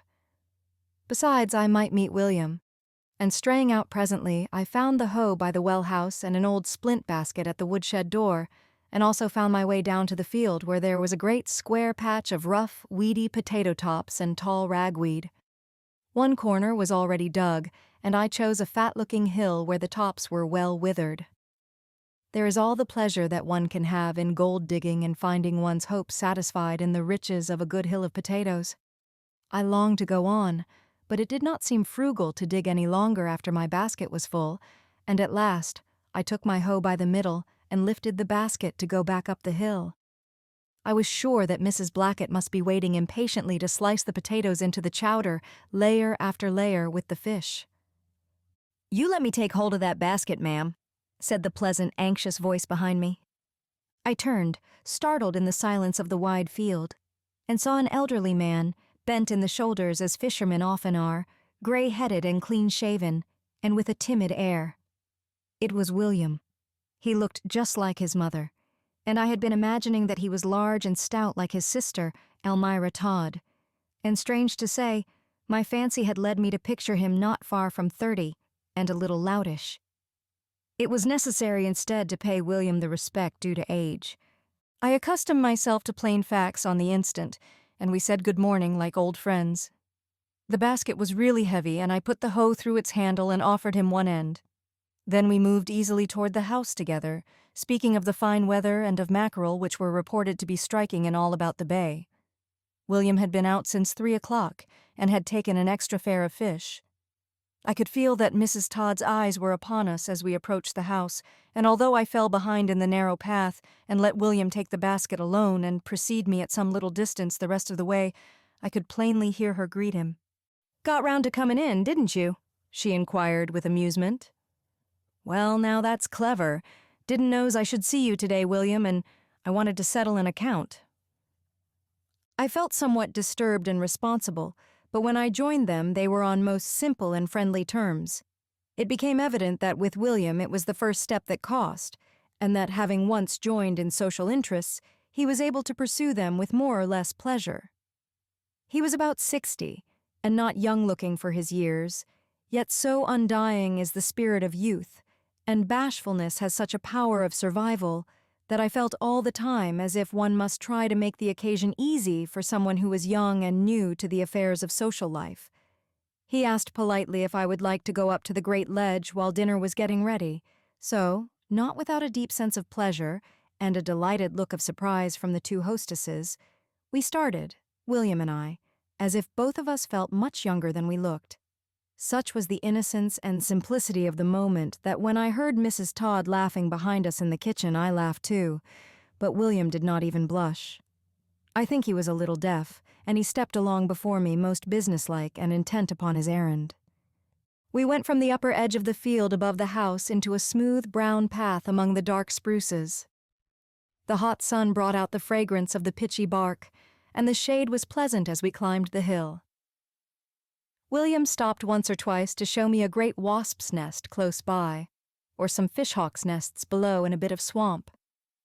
He picked a few sprigs of late-blooming linnaea as we came out upon an open bit of pasture at the top of the island and gave them to me without speaking, but he knew as well as I that one could not say half he wished about linnaea. Through this piece of rough pasture ran a huge shape of stone like the great backbone of an enormous creature. At the end, near the woods, we could climb up on it and walk along to the highest point. There, above the circle of pointed firs, we could look down over all the island, and could see the ocean that circled this and 100 other bits of island ground, the mainland shore and all the far horizons. It gave a sudden sense of space, for nothing stopped the eye or hedged one in, that sense of liberty in space and time which great prospects always give. "There ain't no such view in the world, I expect," said William proudly, and I hastened to speak my heartfelt tribute of praise. It was impossible not to feel as if an untraveled boy had spoken, and yet one loved to have him value his native heath. 10. Where Pennyroyal Grew. We were a little late to dinner, but Mrs. Blackett and Mrs. Todd were lenient, and we all took our places after William had paused to wash his hands, like a pious Brahmin, at the well, and put on a neat blue coat which he took from a peg behind the kitchen door. Then he resolutely asked a blessing in words that I could not hear, and we ate the chowder and were thankful. The kitten went round and round the table, quite erect, and holding on by her fierce young claws, she stopped to mew with pathos at each elbow, or darted off to the open door when a song sparrow forgot himself and lit in the grass too near. William did not talk much, but his sister Todd occupied the time and told all the news there was to tell of Dunnet Landing and its coasts, while the old mother listened with delight. Her hospitality was something exquisite. She had the gift which so many women lack, of being able to make themselves and their houses belong entirely to a guest's pleasure, that charming surrender for the moment of themselves and whatever belongs to them, so that they make a part of one's own life that can never be forgotten. Tact is after all a kind of mind-reading, and my hostess held the golden gift. Sympathy is of the mind as well as the heart, and Mrs. Blackett's world and mine were one from the moment we met.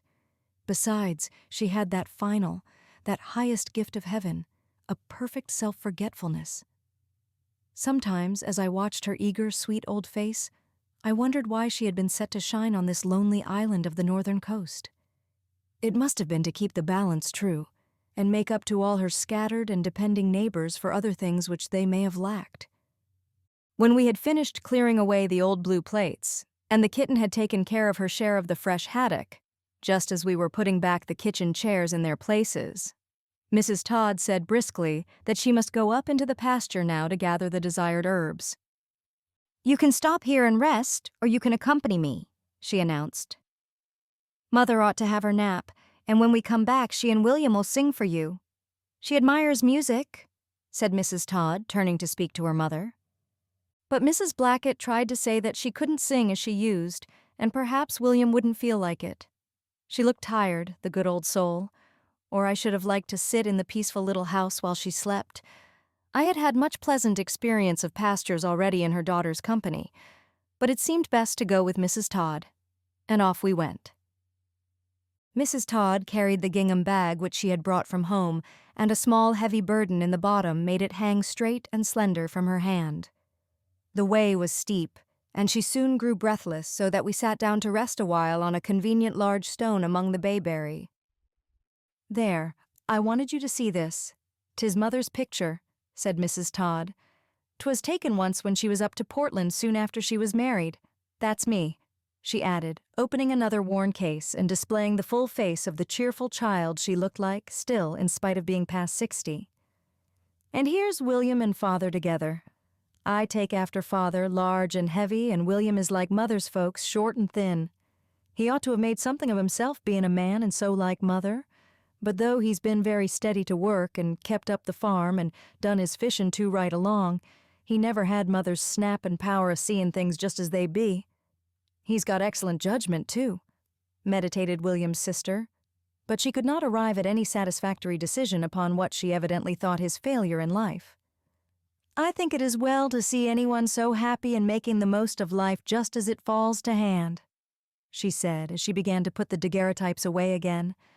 But I reached out my hand to see her mother's once more, a most flower-like face of a lovely young woman in quaint dress. There was in the eyes a look of anticipation and joy, a far-off look that sought the horizon. One often sees it in seafaring families, inherited by girls and boys alike from men who spend their lives at sea and are always watching for distant sails or the first loom of the land. At sea there is nothing to be seen close by, and this has its counterpart in a sailor's character, in the large and brave and patient traits that are developed, the hopeful pleasantness that one loves so in a seafarer. When the family pictures were wrapped again in a big handkerchief, we set forward in a narrow footpath and made our way to a lonely place that faced northward, where there was more pasturage and fewer bushes, and we went down to the edge of short grass above some rocky cliffs, where the deep sea broke with a great noise, though the wind was down and the water looked quiet a little way from shore. Among the grass grew such pennyroyal as the rest of the world could not provide. There was a fine fragrance in the air as we gathered it sprig by sprig and stepped along carefully, and Mrs. Todd pressed her aromatic nosegay between her hands and offered it to me again and again. "There's nothing like it," she said. "Oh, no. There's no such pennyroyal as this in the state of Maine. It's the right pattern of the plant, and all the rest I ever see is but an imitation. Don't it do you good?" And I answered with enthusiasm, "There, dear, I never showed nobody else but Mother where to find this place. 'Tis kind of sainted to me. Nathan, my husband, and I used to love this place when we was courtin', and," she hesitated, and then spoke softly, "when he was lost, 'twas just offshore trying to get in by the short channel out there between Squaw Islands, right in sight of this headland where we'd set and made our plans all summer long." I had never heard her speak of her husband before, but I felt that we were friends now, since she had brought me to this place. "'Twas but a dream with us," Mrs. Todd said. "I knew it when he was gone. I knew it." And she whispered, as if she were at confession, "I knew it afore he started to go to sea. My heart was gone out of my keeping before I ever saw Nathan, but he loved me well, and he made me real happy, and he died before he ever knew what he'd had to know if we'd lived long together. 'Tis very strange about love. No, Nathan never found out, but my heart was troubled when I knew him first. There's more women likes to be loved than there is of those that loves. I spent some happy hours right here. I always liked Nathan and he never knew. But this pennyreal always reminded me, as I'd sit and gather it and hear him talkin', it always would remind me of the other one. She looked away from me and presently rose and went on by herself. There was something lonely and solitary about her great determined shape. She might have been Antigone alone on the Theban plain. It is not often given in a noisy world to come to the places of great grief and silence. An absolute, archaic grief possessed this country woman. She seemed like a renewal of some historic soul, with her sorrows and the remoteness of a daily life busied with rustic simplicities and the sense of primeval herbs. I was not incompetent at herb gathering, and after a while, when I had sat long enough waking myself to new thoughts and reading a page of remembrance with new pleasure, I gathered some bunches, as I was bound to do, and at last we met again higher up the shore, in the plain, everyday world we had left behind when we went down to the pennyroyal plot. As we walked together along the high edge of the field, we saw 100 sails about the bay and farther seaward. It was mid-afternoon or after, and the day was coming to an end. "Yes, they're all making towards the shore, the small craft and the lobster smacks and all," said my companion. "We must spend a little time with Mother now, just to have our tea, and then put for home." "No matter if we lose the wind at sundown, I can row in with Johnny," said I. And Mrs. Todd nodded reassuringly and kept to her steady plod, not quickening her gait even when we saw William come round the corner of the house as if to look for us and wave his hand and disappear. "Why, William's right on deck. I didn't know's we should see any more of him," exclaimed Mrs. Todd. "Now Mother'll put the kettle right on. She's got a good fire going." I, too, could see the blue smoke thicken, and then we both walked a little faster, while Mrs. Todd groped in her full bag of herbs to find the daguerreotypes and be ready to put them in their places. 11. The Old Singers. William was sitting on the side doorstep, and the old mother was busy making her tea. She gave into my hand an old flowered glass tea caddy. "William thought you'd like to see this, when he was setting the table. My father brought it to my mother from the island of Tobago, and here's a pair of beautiful mugs that came with it." She opened the glass door of a little cupboard beside the chimney. "These I call my best things, dear," she said. "You'd laugh to see how we enjoy 'em Sunday nights in winter. We have a real company tea 'stead of living right along just the same, and I make something good for a s'prise and put on some of my preserves, and we get a talking together and have real pleasant times." Mrs. Todd laughed indulgently and looked to see what I thought of such childishness. "I wish I could be here some Sunday evening," said I. "William and me'll be talking about you and thinking of this nice day," said Mrs. Blackett affectionately, and she glanced at William, and he looked up bravely and nodded. I began to discover that he and his sister could not speak their deeper feelings before each other. "Now I want you and Mother to sing," said Mrs. Todd abruptly, with an air of command, and I gave William much sympathy in his evident distress. "After I've had my cup of tea, dear," answered the old hostess cheerfully, and so we sat down and took our cups and made merry while they lasted. It was impossible not to wish to stay on forever at Green Island, and I could not help saying so. "I'm very happy here, both winter and summer," said old Mrs. Blackett. "William and I never wish for any other home, do we, William? I'm glad you find it pleasant. I wish you'd come and stay, dear, whenever you feel inclined. But here's Almiry. I always think Providence was kind to Plot and have her husband leave her a good house where she really belonged. She'd been very restless if she'd had to continue here on Green Island. You wanted more scope, didn't you, Almiry, and to live in a large place where more things grew? Sometimes folks wonders that we don't live together. Perhaps we shall sometime." And a shadow of sadness and apprehension flitted across her face. "The time of sickness and failin' has got to come to all, but Almiry's got an herb that's good for everything." She smiled as she spoke and looked bright again. "There's some herb that's good for everybody, except for them that thinks they're sick when they ain't," announced Mrs. Todd, with a truly professional air of finality. Come, William, let's have Sweet Home, and then Mother'll sing Cupid and the Bee for us." Then followed a most charming surprise. William mastered his timidity and began to sing. His voice was a little faint and frail, like the family daguerreotypes, but it was a tenor voice, and perfectly true and sweet. I have never heard Home, Sweet Home, sung as touchingly and seriously as he sang it. He seemed to make it quite new, and when he paused for a moment at the end of the first line and began the next, the old mother joined him and they sang together, she missing only the higher notes, where he seemed to lend his voice to hers for the moment and carry on her very note and air. It was the silent man's real and only means of expression, and one could have listened forever and have asked for more and more songs of old Scotch and English inheritance and the best that have lived from the ballad music of the war. Mrs. Todd kept time visibly and sometimes audibly with her ample foot. I saw the tears in her eyes sometimes, when I could see beyond the tears in mine. But at last the songs ended, and the time came to say goodbye. It was the end of a great pleasure. Mrs. Blackett, the dear old lady, opened the door of her bedroom while Mrs. Todd was tying up the herb bag, and William had gone down to get the boat ready and to blow the horn for Johnny Bowden, who had joined a roving boat party who were off the shore lobstering. I went to the door of the bedroom and thought how pleasant it looked, with its pink and white patchwork quilt and the brown, unpainted paneling of its woodwork. "Come right in, dear," she said. "I want you to set down in my old quilted rocking chair there by the window. You'll say it's the prettiest view in the house. I set there a good deal to rest me and when I want to read." There was a worn red Bible on the light stand and Mrs. Blackett's heavy silver-bowed glasses. Her thimble was on the narrow window ledge, and folded carefully on the table was a thick, striped cotton shirt that she was making for her son. Those dear old fingers and their loving stitches, that heart which had made the most of everything that needed love. Here was the real home, the heart of the old house on Green Island.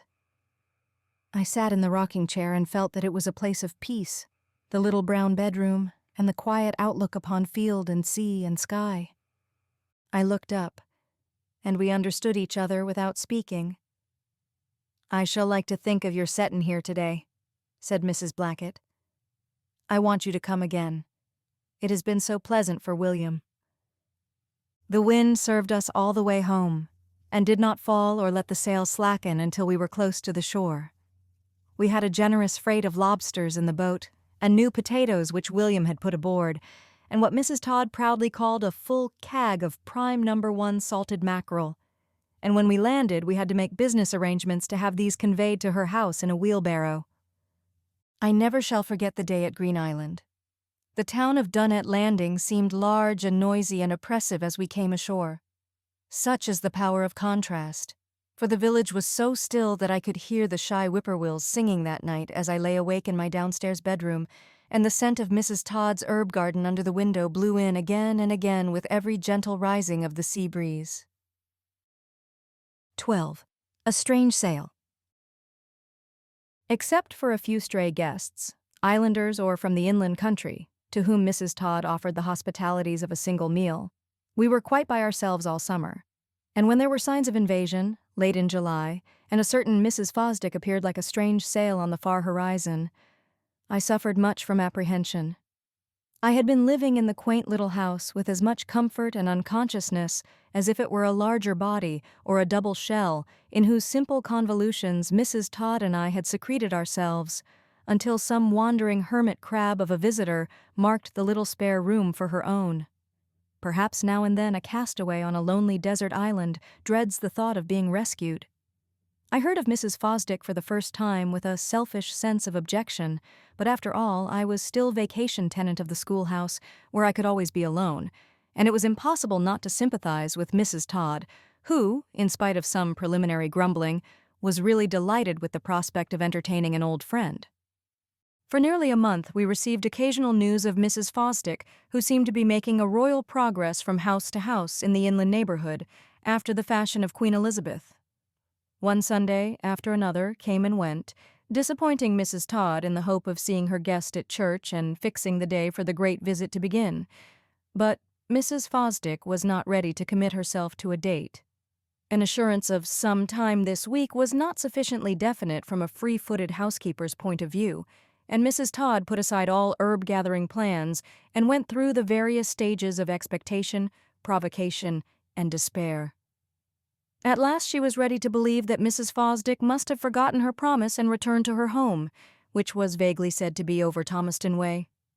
But one evening, just as the supper table was cleared and readied up, and Mrs. Todd had put her large apron over her head and stepped forth for an evening stroll in the garden, the unexpected happened.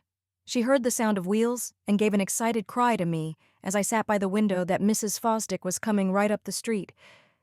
"She may not be considerate, but she's dreadful good company," said Mrs. Todd hastily, coming back a few steps from the neighborhood of the gate. "No, she ain't a mite considerate, but there's a small lobster left over from your tea." "Yes, it's a real mercy there's a lobster. Susan Fosdick might just as well have passed the compliment a comin' an hour ago."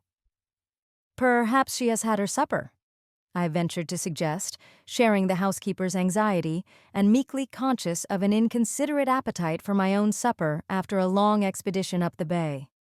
There were so few emergencies of any sort at Dunnet Landing that this one appeared overwhelming.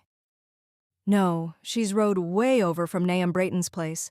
I expect they were busy on the farm and couldn't spare the horse in proper season.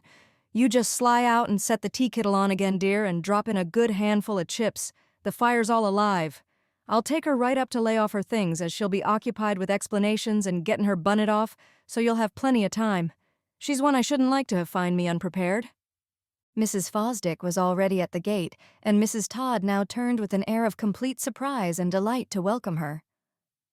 "Why, Susan Fosdick," I heard her exclaim in a fine, unhindered voice, as if she were calling across a field, "I come near giving of you up. I was afraid you'd gone and portioned out my visit to somebody else. I suppose you've been to supper?" "Lor, no, I ain't, Almiry Todd," said Mrs. Fosdick cheerfully as she turned, laden with bags and bundles, from making her adieu to the boy driver. "I ain't had a mite of supper, dear. I've been lottin' all the way on a cup of that best tea of yourn. Some of that oolong you keep in the little chist. I don't want none of your useful herbs." "I keep that tea for ministers' folks," gaily responded Mrs. Todd. "Come right along in, Susan Fosdick. I declare if you ain't the same old sixpence." As they came up the walk together, laughing like girls, I fled, full of cares, to the kitchen, to brighten the fire and be sure that the lobster, sole dependence of a late supper, was well out of reach of the cat. There proved to be fine reserves of wild raspberries and bread and butter, so that I regained my composure and waited impatiently for my own share of this illustrious visit to begin. There was an instant sense of high festivity in the evening air from the moment when our guest had so frankly demanded the oolong tea. The great moment arrived. I was formally presented at the stair-foot, and the two friends passed on to the kitchen, where I soon heard a hospitable clink of crockery and the brisk stirring of a teacup. I sat in my high-backed rocking chair by the window in the front room, with an unreasonable feeling of being left out, like the child who stood at the gate in Hans Andersen's story. Mrs. Fosdick did not look, at first sight, like a person of great social gifts. She was a serious-looking little bit of an old woman, with a bird-like nod of the head. I had often been told that she was the best hand in the world to make a visit, as if to visit were the highest of vocations, that everybody wished for her, while few could get her, and I saw that Mrs. Todd felt a comfortable sense of distinction in being favored with the company of this eminent person who knew just how. It was certainly true that Mrs. Fosdick gave both her hostess and me a warm feeling of enjoyment and expectation, as if she had the power of social suggestion to all neighboring minds. The two friends did not reappear for at least an hour. I could hear their busy voices, loud and low by turns, as they ranged from public to confidential topics. At last, Mrs. Todd kindly remembered me and returned, giving my door a ceremonious knock before she stepped in, with the small visitor in her wake. She reached behind her and took Mrs. Fosdick's hand as if she were young and bashful, and gave her a gentle pull forward. "There, I don't know whether you're going to take to each other or not. No, nobody can't tell whether you'll suit each other, but I expect you'll get along some way, both having seen the world," said our affectionate hostess. You can inform Mrs. Fosdick how we found the folks out to Green Island the other day. She's always been well acquainted with Mother. I'll slip out now and put away the supper things and set my bread to rise, if you'll both excuse me. You can come and keep me company when you get ready, either or both." And Mrs. Todd, large and amiable, disappeared and left us. Being furnished not only with a subject of conversation, but with a safe refuge in the kitchen in case of incompatibility, Mrs. Fosdick and I sat down, prepared to make the best of each other. I soon discovered that she, like many of the elder women of the coast, had spent a part of her life at sea, and was full of a good traveler's curiosity and enlightenment. By the time we thought it discreet to join our hostess, we were already sincere friends. You may speak of a visit setting in as well as a tides, and it was impossible, as Mrs. Todd whispered to me, not to be pleased at the way this visit was setting in. A new impulse and refreshing of the social currents and seldom visited bays of memory appeared to have begun. Mrs. Fosdick had been the mother of a large family of sons and daughters, sailors and sailors' wives, and most of them had died before her. I soon grew more or less acquainted with the histories of all their fortunes and misfortunes, and subjects of an intimate nature were no more withheld from my ears than if I had been a shell on the mantelpiece. Mrs. Fosdick was not without a touch of dignity and elegance. She was fashionable in her dress, but it was a curiously well-preserved provincial fashion of some years back. In a wider sphere, one might have called her a woman of the world, with her unexpected bits of modern knowledge. But Mrs. Todd's wisdom was an intimation of truth itself. She might belong to any age, like an idol of Theocritus. But while she always understood Mrs. Fosdick, that entertaining pilgrim could not always understand Mrs. Todd. That very first evening, my friends plunged into a borderless sea of reminiscences and personal news. Mrs. Fosdick had been staying with a family who owned the farm where she was born, and she had visited every sunny knoll and shady field corner. But when she said that it might be for the last time, I detected in her tone something expectant of the contradiction which Mrs. Todd promptly offered. "Almiry," said Mrs. Fosdick with sadness, "you may say what you like, but I am one of 9 brothers and sisters brought up on the old place, and we're all dead but me." "Your sister Daly ain't gone, is she?" "Why, no, Louisa ain't gone," exclaimed Mrs. Todd with surprise. "Why, I never heard of that occurrence." "Yes'm, she passed away last October in Lynn. She had made her distant home in Vermont State, but she was making a visit to her youngest daughter. Louisa was the only one of my family whose funeral I wasn't able to attend, but 'twas a mere accident. All the rest of us were settled right about home. I thought it was very slack of 'em in Lynn not to fetch her to the old place. But when I came to hear about it, I learned that they'd recently put up a very elegant monument, and my sister Daly was always great for show. She'd just been out to see the monument the week before she was taken down, and admired it so much that they felt sure of her wishes. "So she's really gone, and the funeral was up to Lynn," repeated Mrs. Todd, as if to impress the sad fact upon her mind. "She was some years younger than we be, too. I recollect the first day she ever came to school. 'Twas that first year Mother sent me inshore to stay with Aunt Topham's folks and get my schooling. You fetched little Louisa to school one Monday morning in a pink dress and her long curls, and she set between you and me and got crying after a while, so the teacher sent us home with her at recess. She was scared of seeing so many children about her. There was only her and me and Brother John at home then. The older boys were to sea with Father, and the rest of us went born," explained Mrs. Fosdick. "That next fall we all went to sea together. Mother was uncertain till the last minute, as one may say. The ship was waiting orders, but the baby that then was born just in time, and there was a long spell of extra bad weather, so Mother got about again before they had to sail, and we all went. I remember my clothes were all left ashore in the east chamber in a basket where Mother took them out of my chist of drawers and left 'em ready to carry aboard.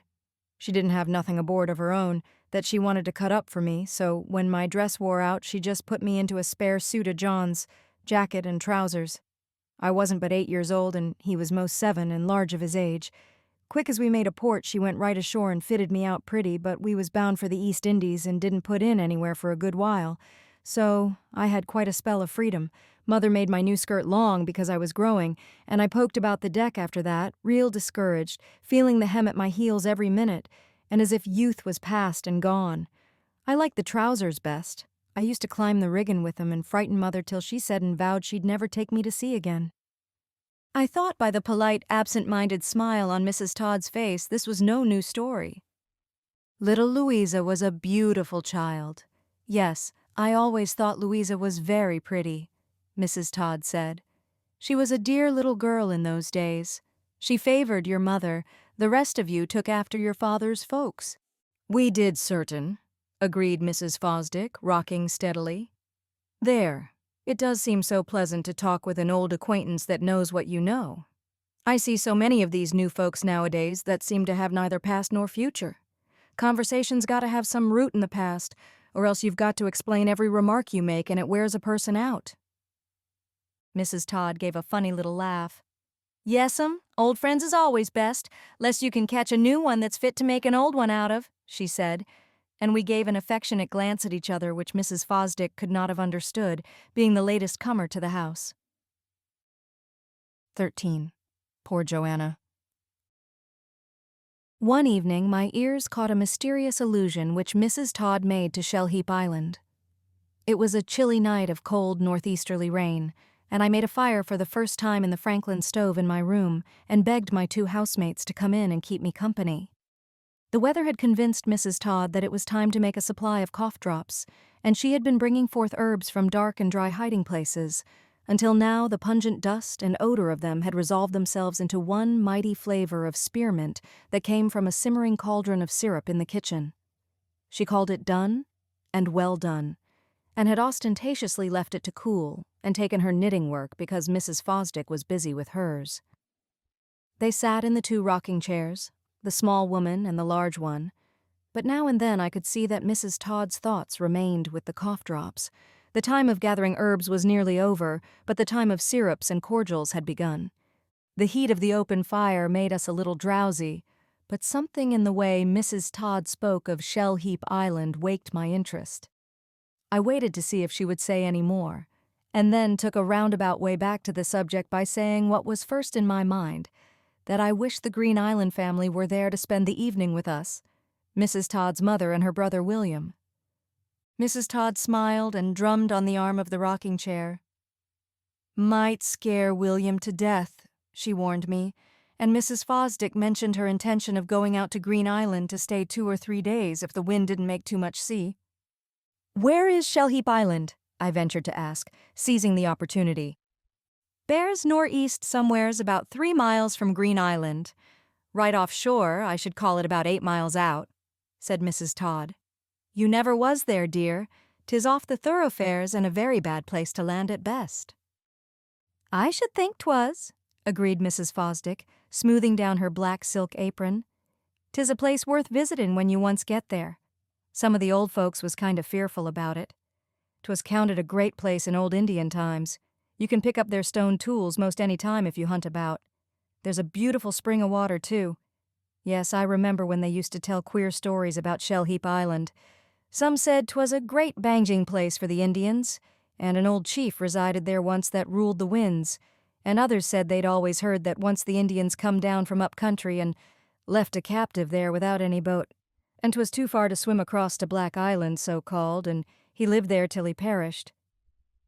I've heard say he walked the island after that, and sharp-sighted folks could see him and lose him like one of them citizens Cap'n Littlepage was acquainted with up to the North Pole," announced Mrs. Todd grimly. "Anyway, there was Indians. You can see their shell heap that named the island. And I've heard myself that 'twas one of their cannibal places, but I never could believe it. There never was no cannibals on the coast o' Maine. All the Indians of these regions are tame-looking folks." "Sakes alive, yes!" exclaimed Mrs. Fosdick. "Ought to see them painted savages I've seen when I was young out in the South Sea Islands. That was the time for folks to travel, way back in the old whalin' days." "Whalin' must have been dull for a lady, hardly ever making a lively port and not taking in any mixed cargoes," said Mrs. Todd. "I never desired to go a whalin' voyage myself." "I used to return feelin' very slack and behind the times, 'tis true," explained Mrs. Fosdick. "But 'twas excitin', and we always done extra well and felt rich when we did get ashore. I liked the variety. There, how times have changed, how few seafarin' families there are left. What a lot of queer folks there used to be about here anyway when we was young, Almiry. Everybody's just like everybody else now. Nobody to laugh about and nobody to cry about. It seemed to me that there were peculiarities of character in the region of Dunnet Landing yet, but I did not like to interrupt. Yes, said Mrs. Todd after a moment of meditation. There was certain a good many curiosities of human nature in this neighborhood years ago. There was more energy then, and in some the energy took a singular turn. In these days the young folks is all copycats, 'fraid to death they won't be all just alike. As for the old folks, they pray for the advantage of being a little different. I ain't heard of a copycat this great many years, said Mrs. Fosdick, laughing. 'Twas a favorite term of my grandfather's. No, I won't thinkin' of those things, but of them strange straying creatures that used to rove the country. You don't see them now, or the ones that used to hive away in their own houses with some strange notion or other. I thought again of Captain Littlepage, but my companions were not reminded of his name, and there was Brother William at Green Island, whom we all three knew. I was talking to poor Joanna the other day. I hadn't thought of her for a great while, said Mrs. Fosdick abruptly. Miss Brayton and I recalled her as we sat together sewing. She was one of your peculiar persons, wasn't she? Speaking of such persons, she turned to explain to me, there was a sort of a nun or hermit person lived out there for years all alone on Shell Heap Island. Miss Joanna Todd, her name was, a cousin of Almiry's late husband. I expressed my interest, but as I glanced at Mrs. Todd, I saw that she was confused by sudden affectionate feeling and unmistakable desire for reticence. I never want to hear Joanna laughed about, she said anxiously. Nor I, answered Mrs. Fosdick reassuringly. She was crossed in love. That was all the matter to begin with. But as I look back, I can see that Joanna was one doomed from the first to fall into a melancholy. She retired from the world for good and all, though she was a well-off woman. All she wanted was to get away from folks. She thought she wasn't fit to live with anybody and wanted to be free. Shell Heap Island come to her from her father, and first thing folks knew she'd gone off out there to live, and left word she didn't want no company. 'Twas a bad place to get to, unless the wind and tide were just right. 'Twas hard work to make a landing. What time of year was this? I asked. Very late in the summer, said Mrs. Fosdick. No, I never could laugh at Joanna, as some did. She said everything by the young man, and they were going to marry in about a month, when he got bewitched with a girl way up the bay and married her and went off to Massachusetts. He wasn't well thought of. There were those who thought Joanna's money was what had tempted him. But she'd given him her whole heart, and she wasn't so young as she had been. All her hopes were built on marrying and having a real home and somebody to look to. She acted just like a bird when its nest is spoilt. The day after she heard the news, she was in dreadful woe, but the next she came to herself very quiet and took the horse and wagon and drove 14 miles to the lawyer's and signed a paper giving her half of the farm to her brother. They never had got along very well together, but he didn't want to sign it till she acted so distressed that he gave in. Edward Todd's wife was a good woman, who felt very bad indeed, and used every argument with Joanna. But Joanna took a poor old boat that had been her father's and loaded in a few things, and off she put all alone, with a good land breeze, right out to sea. Edward Todd ran down to the beach and stood there crying like a boy to see her go, but she was out of hearing. She never stepped foot on the mainland again long as she lived. How large an island is it? How did she manage in winter? I asked. Perhaps 30 acres, rocks and all, answered Mrs. Todd, taking up the story gravely. There can't be much of it that the salt spray don't fly over in storms. No, 'tis a dreadful small place to make a world of. It has a different look from many of the other islands, but there's a sheltered cove on the south side, with mudflats across one end of it at low water, where there's excellent clams, and the big shell heap keeps some of the wind off a little house her father took the trouble to build when he was a young man. They said there was an old house built of logs there before that, with a kind of natural cellar in the rock under it. He used to stay out there days to a time and anchor a little sloop he had and dig clams to fill it and sail up to Portland. They said the dealers always gave him an extra price. The clams were so noted. Joanna used to go out and stay with him. They were always great companions, so she knew just what 'twas out there. There was a few sheep that belonged to her brother and her, but she bargained for him to come and get them on the edge of cold weather. Yes, she desired him to come for the sheep, and his wife thought perhaps Joanna'd return, but he said no, and loaded the boat with warm things and what he thought she'd need through the winter. He come home with the sheep and left the other things by the house, but she never so much as looked out of the window. She done it for a penance. She must have wanted to see Edward by that time. Mrs. Fosdick was fidgeting with eagerness to speak. Some thought the first cold snap would set her ashore, but she always remained, concluded Mrs. Todd soberly. Talk about the men not having any curiosity, exclaimed Mrs. Fosdick scornfully. Why, the waters round Shell Heap Island were white with sails all that fall. 'Twas never called no great of a fishin' ground before. Many of 'em made excuse to go ashore to get water at the spring, but at last she spoke to a boatload, very dignified and calm, and said that she'd like it better if they'd make a practice of getting water to Black Island or somewheres else and leave her alone, except in case of accident or trouble. But there was one man who had always said everything by her from a boy.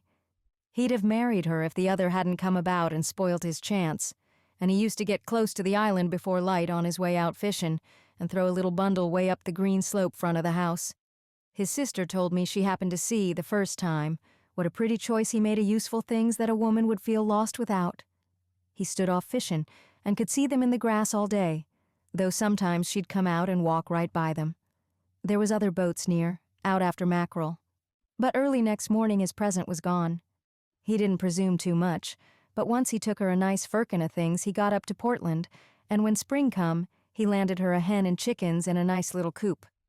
There was a good many old friends had Joanna on their minds.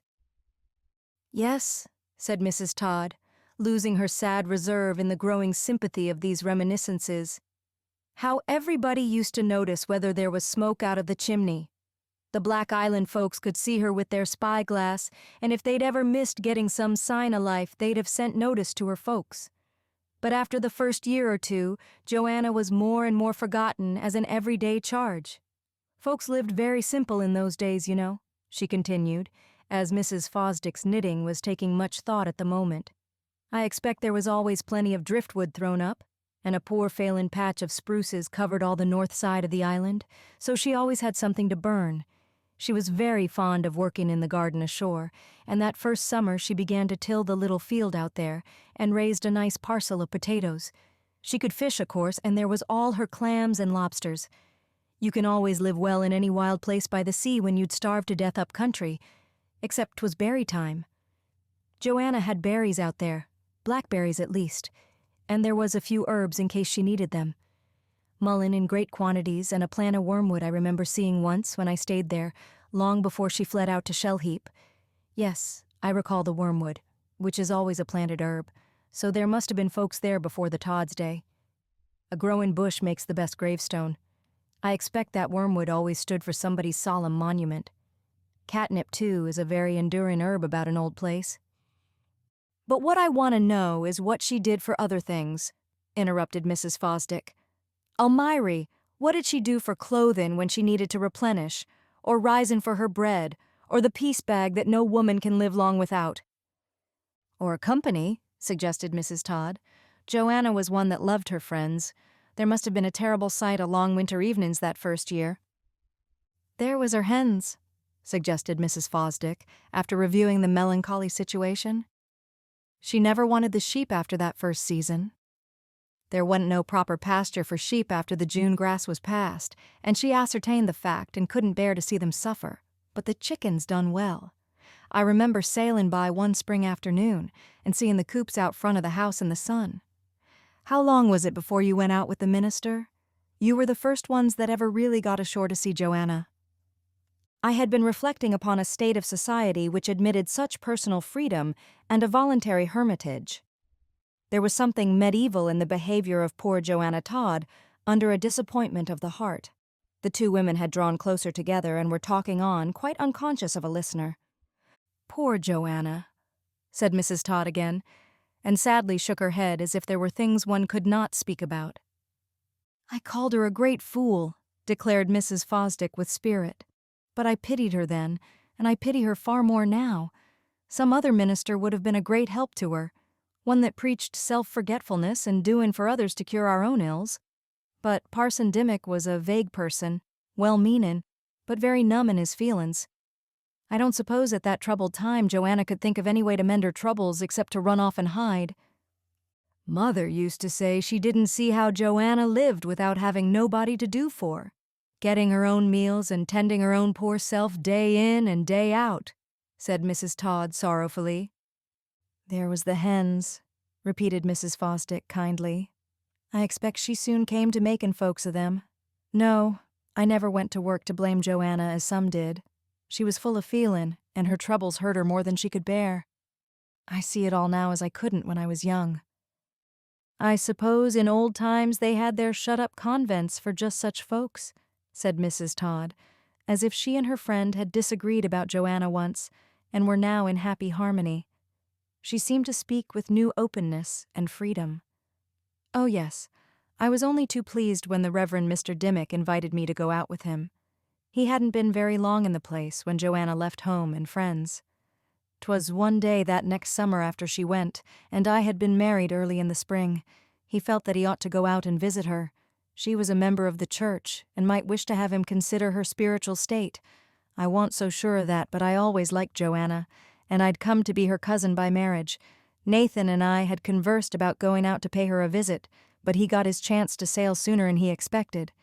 He always thought everything of her, and last time he come home, knowing nothing of her change, he brought her a beautiful coral pin from a port he'd touched at somewheres up the Mediterranean. So I wrapped the little box in a nice piece of paper and put it in my pocket, and picked her a bunch of fresh lemon balm, and off we started. Mrs. Fosdick laughed. I remember hearing about your trials on the Vage, she said. Why, yes, continued Mrs. Todd in her company manner. I picked her the balm and we started. Why, yes, Susan, the minister liked to have cost me my life that day. He would fasten the sheet, though I advised against it. He said the rope was rough and cut his hand. There was a fresh breeze, and he went on talking rather high-flown, and I felt some interested. All of a sudden there come up a gust, and he gave a screech and stood right up and called for help. Way out there to sea. I knocked him right over into the bottom of the boat, getting by to catch hold of the sheet and untie it. He wasn't but a little man. I helped him right up after the squall passed and made a handsome apology to him, but he did act kind of offended. I do think they ought not to settle them landlocked folks in parishes where they're liable to be on the water, insisted Mrs. Fosdick. Think of the families in our parish that was scattered all about the bay, and what a sight of sails you used to see. In Mr. Dimmock's day, standing across to the mainland on a pleasant Sunday morning, filled with church-going folks, all sure to want him sometime or other. You couldn't find no doctor that would stand up in the boat and screech if a flaw struck her. Old Dr. Bennett had a beautiful sailboat, didn't he? Responded Mrs. Todd. And how well he used to brave the weather. Mother always said that in time of trouble that tall white sail used to look like an angel's wing comin' over the sea to them that was in pain. Well, there's a difference in gifts. Mr. Dimmock was not without light. 'Twas light of the moon, then, snapped Mrs. Fosdick. He was pompous enough, but I never could remember a single word he said. There, go on, Miss Todd. I forget a great deal about that day you went to see poor Joanna. I felt she saw us coming and knew us a great way off. Yes, I seem to feel it within me, said our friend, laying down her knitting. I kept my seat and took the boat inshore without saying a word. There was a short channel that I was sure Mr. Dimmock wasn't acquainted with, and the tide was very low. She never came out to warn us off nor anything, and I thought, as I hauled the boat up on a wave and let the Reverend Mr. Dimmock step out, that it was something gained to be safe ashore. There was a little smoke out of the chimney at Joanna's house, and it did look sort of homelike and pleasant with wild morning glory vines trained up, and there was a plot of flowers under the front window, portulacas and things. I believe she'd made a garden once when she was stopping there with her father, and some things must have seeded in. It looked as if she might have gone over to the other side of the island. 'Twas neat and pretty all about the house, and a lovely day in July. We walked up from the beach together very sedate, and I felt for poor Nathan's little pin to see if 'twas safe in my dress pocket, All of a sudden, Joanna come right to the fore door and stood there, not saying a word. 14. The Hermitage. My companion and I had been so intent upon the subject of the conversation that we had not heard anyone open the gate. But at this moment, above the noise of the rain, we heard a loud knocking. We were all startled as we sat by the fire, and Mrs. Todd rose hastily and went to answer the call, leaving her rocking chair in violent motion. Mrs. Fosdick and I heard an anxious voice at the door speaking of a sick child, and Mrs. Todd's kind, motherly voice inviting the messenger in. Then we waited in silence. There was a sound of heavy dropping of rain from the eaves, and the distant roar and undertone of the sea. My thoughts flew back to the lonely woman on her outer island. What separation from humankind she must have felt. What terror and sadness, even in a summer storm like this. "You send right after the doctor if she ain't better in half an hour," said Mrs. Todd to her worried customer as they parted, and I felt a warm sense of comfort in the evident resources of even so small a neighborhood, but for the poor hermit Joanna there was no neighbor on a winter night. "How did she look?" demanded Mrs. Fosdick without preface, as our large hostess returned to the little room with a mist about her from standing long in the wet doorway, and the sudden draft of her coming beat out the smoke and flame from the Franklin stove. "How did poor Joanna look?" "She was the same as ever, except I thought she looked smaller," answered Mrs. Todd after thinking a moment. Perhaps it was only a last considering thought about her patient. "Yes, she was just the same and looked very nice. Joanna did. I had been married since she left home, and she treated me like her own folks. I expected she'd look strange with her hair turned gray in a night or something, but she wore a pretty gingham dress I'd often seen her wear before she went away. She must have kept it nice for best in the afternoons. She always had beautiful, quiet manners. I remember she waited till we were close to her, and then kissed me real affectionate, and inquired for Nathan before she shook hands with the minister, and then she invited us both in. 'Twas the same little house her father had built him when he was a bachelor, with one livin' room and a little mite of a bedroom out of it where she slept. But 'twas neat as a ship's cabin. There was some old chairs, and a seat made of a long box that might have held boat tackle, and things to lock up in his fishin' days, and a good enough stove so anybody could cook and keep warm in cold weather. I went over once from home and stayed most a week with Joanna when we was girls, and those young, happy days rose up before me. Her father was busy all day fishin' or clammin'. He was one of the pleasantest men in the world, but Joanna's mother had the grim streak, and never knew what 'twas to be happy. The first minute my eyes fell upon Joanna's face that day, I saw how she had grown to look like Miss Todd. 'Twas the mother right over again. "Oh, dear me," said Mrs. Fosdick. "Joanna had done one thing very pretty.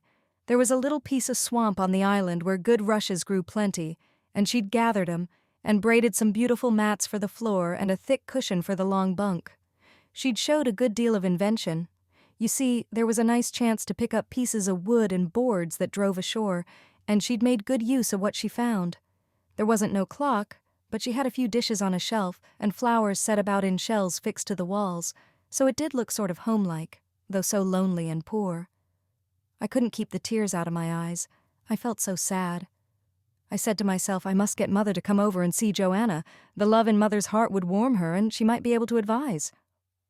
"Oh no, Joanna was dreadful stern," said Mrs. Fosdick. "We were all settin' down very proper, but Joanna would keep stealing glances at me as if she was glad I come. She had but little to say. She was real polite and gentle, and yet forbidden. The minister found it hard," confessed Mrs. Todd.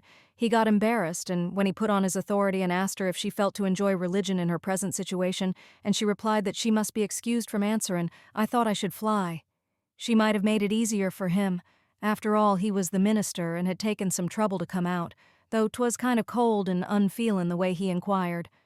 I thought he might have seen the little old Bible a-layin' on the shelf close by him, and I wished he knew enough to just lay his hand on it and read something kind and fatherly 'stead of accusin' her, and then givin' poor Joanna his blessin' with the hope she might be led to comfort. He did offer prayer, but 'twas all about hearin' the voice of God out of the whirlwind, and I thought while he was goin' on that anybody that had spent the long cold winter all alone out on Shell Heap Island knew a good deal more about those things than he did. I got so provoked I opened my eyes and stared right at him. She didn't take no notice. She kept a nice, respectful manner towards him, and when there come a pause, she asked if he had any interest about the old Indian remains, and took down some queer stone gouges and hammers off of one of her shelves and showed them to him same's if he was a boy. He remarked that he'd like to walk over and see the shell heap, so she went right to the door and pointed him the way. I see then that she'd made her some kind of sandal shoes out of the fine rushes to wear on her feet. She stepped light and nice in 'em as shoes. Mrs. Fosdick leaned back in her rocking chair and gave a heavy sigh. I didn't move at first, but I'd held out just as long as I could, said Mrs. Todd, whose voice trembled a little. When Joanna returned from the door, and I could see that man's stupid back departin' among the wild rose bushes, I just ran to her and caught her in my arms. I wasn't so big as I be now, and she was older than me, but I hugged her tight, just as if she was a child. "Oh, Joanna, dear," I says, "won't you come ashore and live long o' me at the landin', or go over to Green Island to Mother's when winter comes? Nobody shall trouble you, and Mother finds it hard bein' alone. I can't bear to leave you here." And I burst right out crying. I'd had my own trials, young as I was, and she knew it. Oh, I did entreat her. Yes, I entreated Joanna. "What did she say then?" asked Mrs. Fosdick, much moved. "She looked the same way, sad and remote through it all," said Mrs. Todd mournfully. "She took hold of my hand, and we sat down close together. 'Twas as if she turned round and made a child of me. 'I haven't got no right to live with folks no more,' she said. 'You must never ask me again, Almiry. I've done the only thing I could do, and I've made my choice. I feel a great comfort in your kindness, but I don't deserve it. I have committed the unpardonable sin. You don't understand,' says she humbly. 'I was in great wrath and trouble, and my thoughts was so wicked towards God that I can't expect ever to be forgiven. I have come to know what it is to have patience, but I have lost my hope. You must tell those that ask how 'tis with me,' she said, 'and tell them I want to be alone.' I couldn't speak. No, there wasn't anything I could say. She seemed so above everything common. I was a good deal younger then than I be now, and I got Nathan's little coral pin out of my pocket and put it into her hand, and when she saw it and I told her where it come from, her face did really light up for a minute, sort of bright and pleasant. Nathan and I was always good friends. I'm glad he don't think hard of me," says she. "I want you to have it, Almiry, and wear it for love of both of us." And she handed it back to me. "You give my love to Nathan. He's a dear good man," she said, "and tell your mother, if I should be sick she mustn't wish I could get well, but I want her to be the one to come."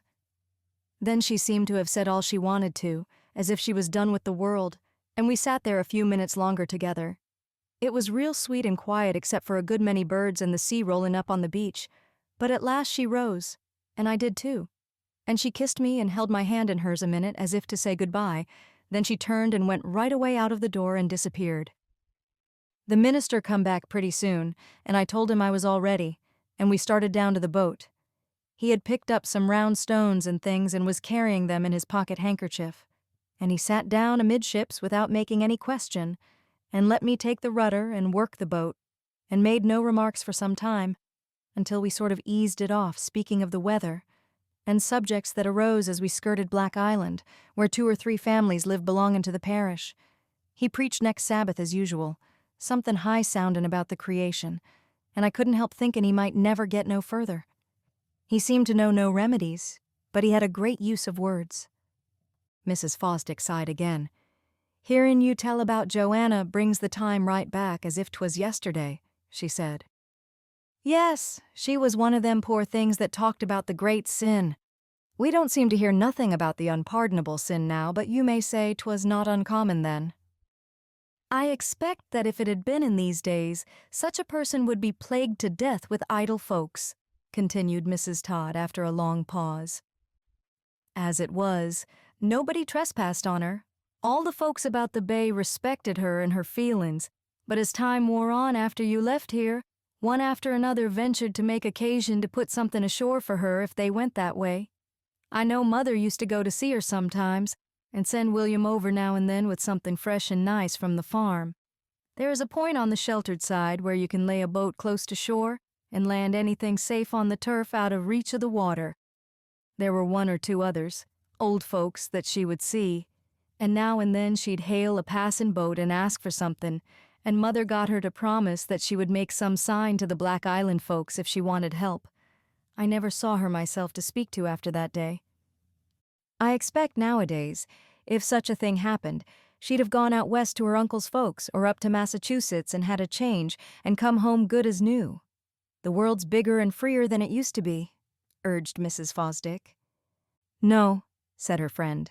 'Tis like bad eyesight, the mind of such a person.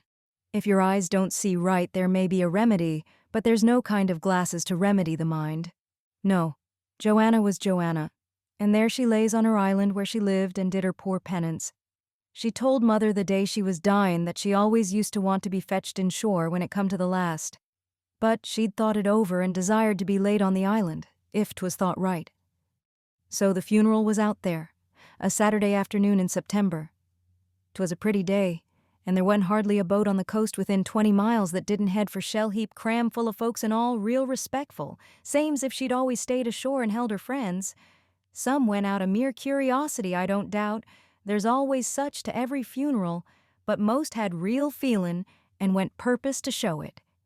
She'd got most of the wild sparrows as tame as could be, livin' out there so long among 'em, and one flew right in and lit on the coffin and begun to sing while Mr. Dimmick was speakin'. He was put out by it and acted as if he didn't know whether to stop or go on. I may have been prejudiced, but I wa'n't the only one thought the poor little bird done the best of the two. What became of the man that treated her so, did you ever hear? Asked Mrs. Fosdick. I know he lived up to Massachusetts for a while. Somebody who came from the same place told me that he was in trade there and doing very well, but that was years ago. I never heard anything more than that. He went to the war in one of the early regiments. No, I never heard any more of him, answered Mrs. Todd. Joanna was another sort of person, and perhaps he showed good judgment in marrying somebody else, if only he'd behaved straightforward and manly. He was a shifty-eyed, coaxin' sort of man that got what he wanted out of folks, and only gave when he wanted to buy, made friends easy and lost 'em without knowing the difference. She'd had a piece of work trying to make him walk accordin' to her right ideas, but she'd have had too much variety ever to fall into a melancholy. Some is meant to be the Joannas in this world, and 'twas her poor lot. 15. On Shell Heap Island. Some time after Mrs. Fosdick's visit was over and we had returned to our former quietness, I was out sailing alone with Captain Bowden in his large boat. We were taking the crooked northeasterly channel seaward, and were well out from shore while it was still early in the afternoon. I found myself presently among some unfamiliar islands and suddenly remembered the story of poor Joanna. There is something in the fact of a hermitage that cannot fail to touch the imagination. The recluses are a sad kindred, but they are never commonplace. Mrs. Todd had truly said that Joanna was like one of the saints in the desert. The loneliness of sorrow will forever keep alive their sad succession. Where is Shell Heap Island? I asked eagerly. You see Shell Heap now, layin' way out beyond Black Island there, answered the captain, pointing with outstretched arm as he stood and holding the rudder with his knee. I should like very much to go there, said I, and the captain, without comment, changed his course a little more to the eastward and let the reef out of his mainsail. I don't know's we can make an easy landin' for ye, he remarked doubtfully. May get your feet wet. Bad place to land. Trouble is, I ought to have brought a tag boat, but they clutch onto the water so, and I do love to sail free. This great boat gets easy bothered with anything trailin'. 'Tain't breakin' much on the meetin' house ledges. Guess I can fetch in to Shell Heap. How long is it since Miss Joanna Todd died? I asked, partly by way of explanation. 22 years come September, answered the captain after reflection. She died the same year as my oldest boy was born, and the town house was burnt over to the port. I didn't know but you merely wanted to hunt for some of them Indian relics. Long's you want to see where Joanna lived? No, 'tain't breaking over the ledges. We'll manage to fetch across the shoals somehow. 'Tis such a distance to go away round, and tide's a-risin', he ended hopefully, and we sailed steadily on, the captain speechless with intent watching of a difficult course, until the small island with its low whitish promontory lay in full view before us under the bright afternoon sun. The month was August, and I had seen the color of the islands change from the fresh green of June to a sunburnt brown that made them look like stone, except where the dark green of the spruces and fir balsam kept the tint that even winter storms might deepen, but not fade.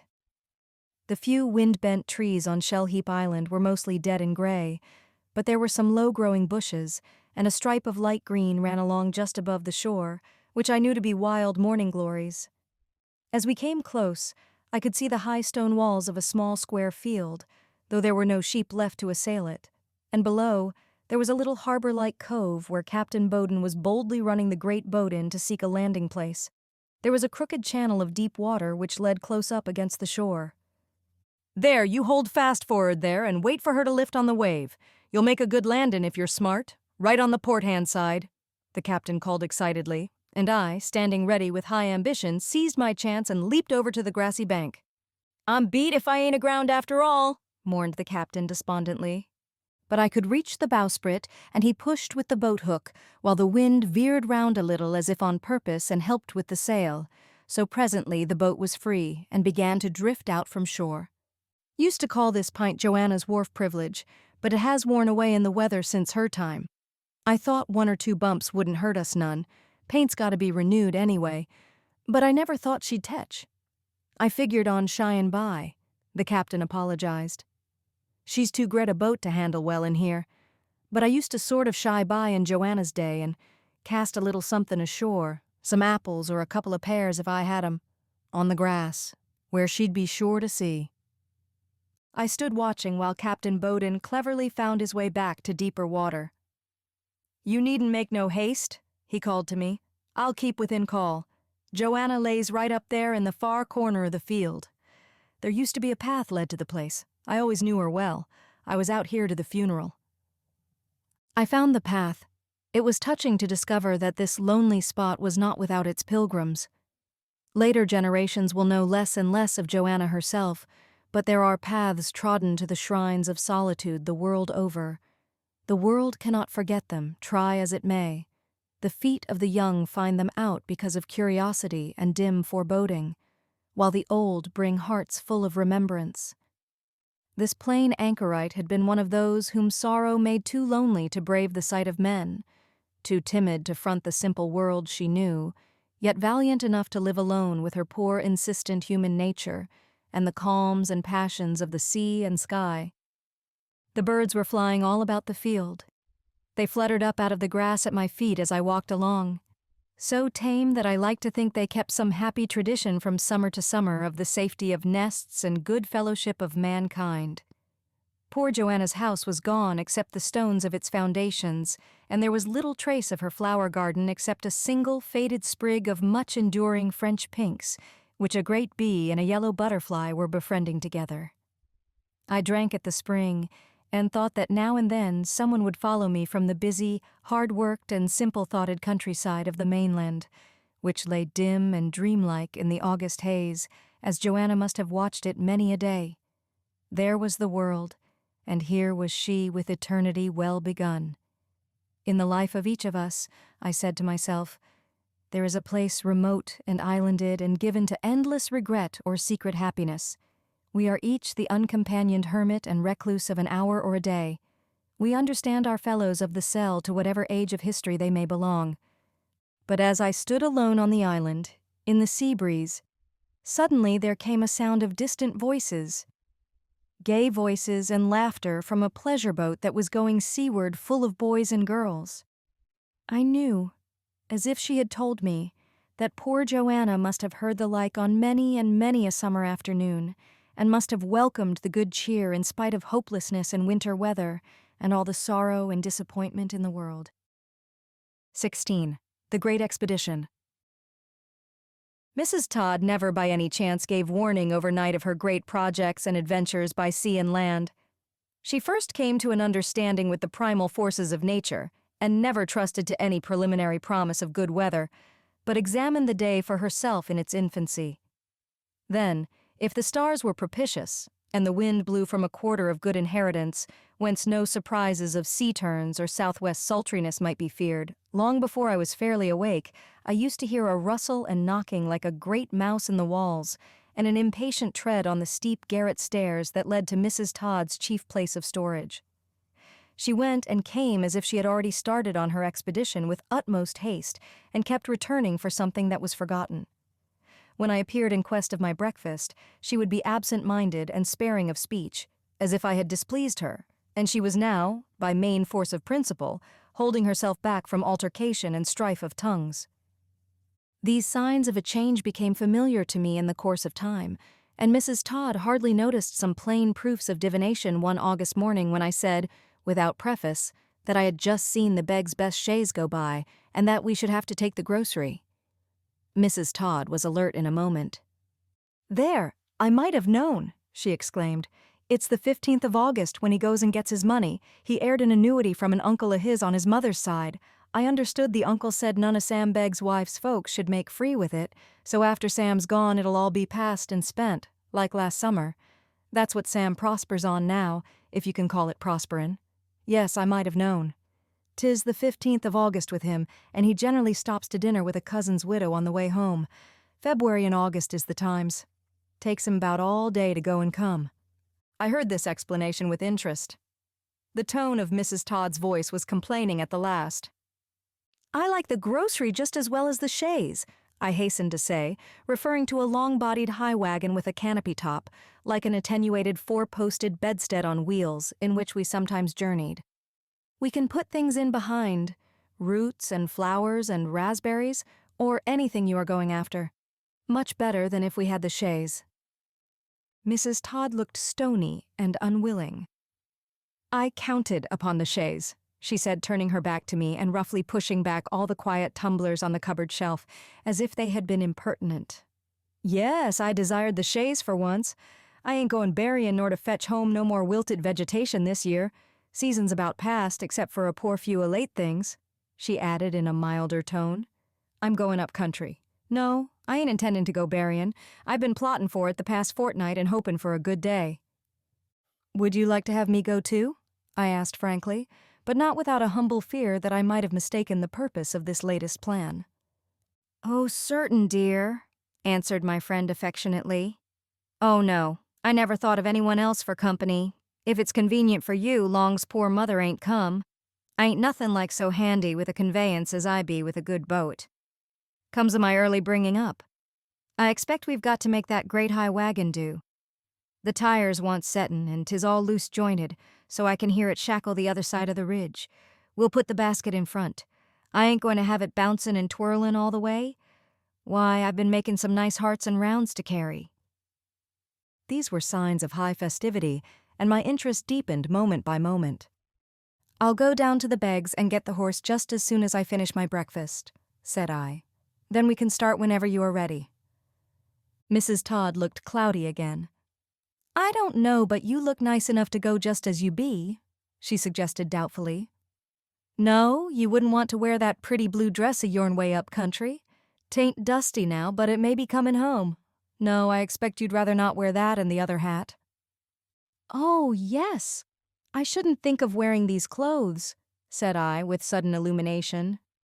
"Why, if we're going up country and are likely to see some of your friends, I'll put on my blue dress and you must wear your watch. I am not going at all if you mean to wear the big hat."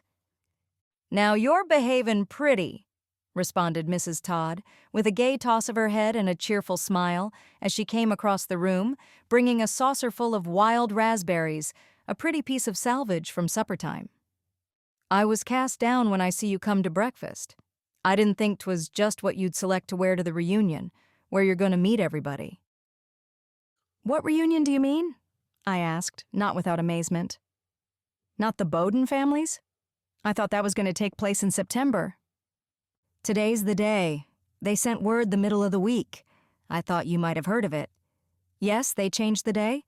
I've been thinking we'd talk it over, but you never can tell beforehand how it's going to be, and 'tain't worthwhile to wear a day all out before it comes." Mrs. Todd gave no place to the pleasures of anticipation, but she spoke like the oracle that she was. "I wish Mother was here to go," she continued sadly. "I did look for her last night, and I couldn't keep back the tears when the dark really fell and she wa'n't here. She does so enjoy a great occasion. If William had a mite of snap and ambition, he'd take the lead at such a time. Mother likes variety, and there ain't but a few nice opportunities round here, and them she has to miss lest she contrives to get ashore to me. I do really hate to go to the reunion without Mother, and 'tis a beautiful day. Everybody'll be asking where she is. Once she'd have got here anyway. Poor Mother's beginning to feel her age. "Why, there's your mother now!"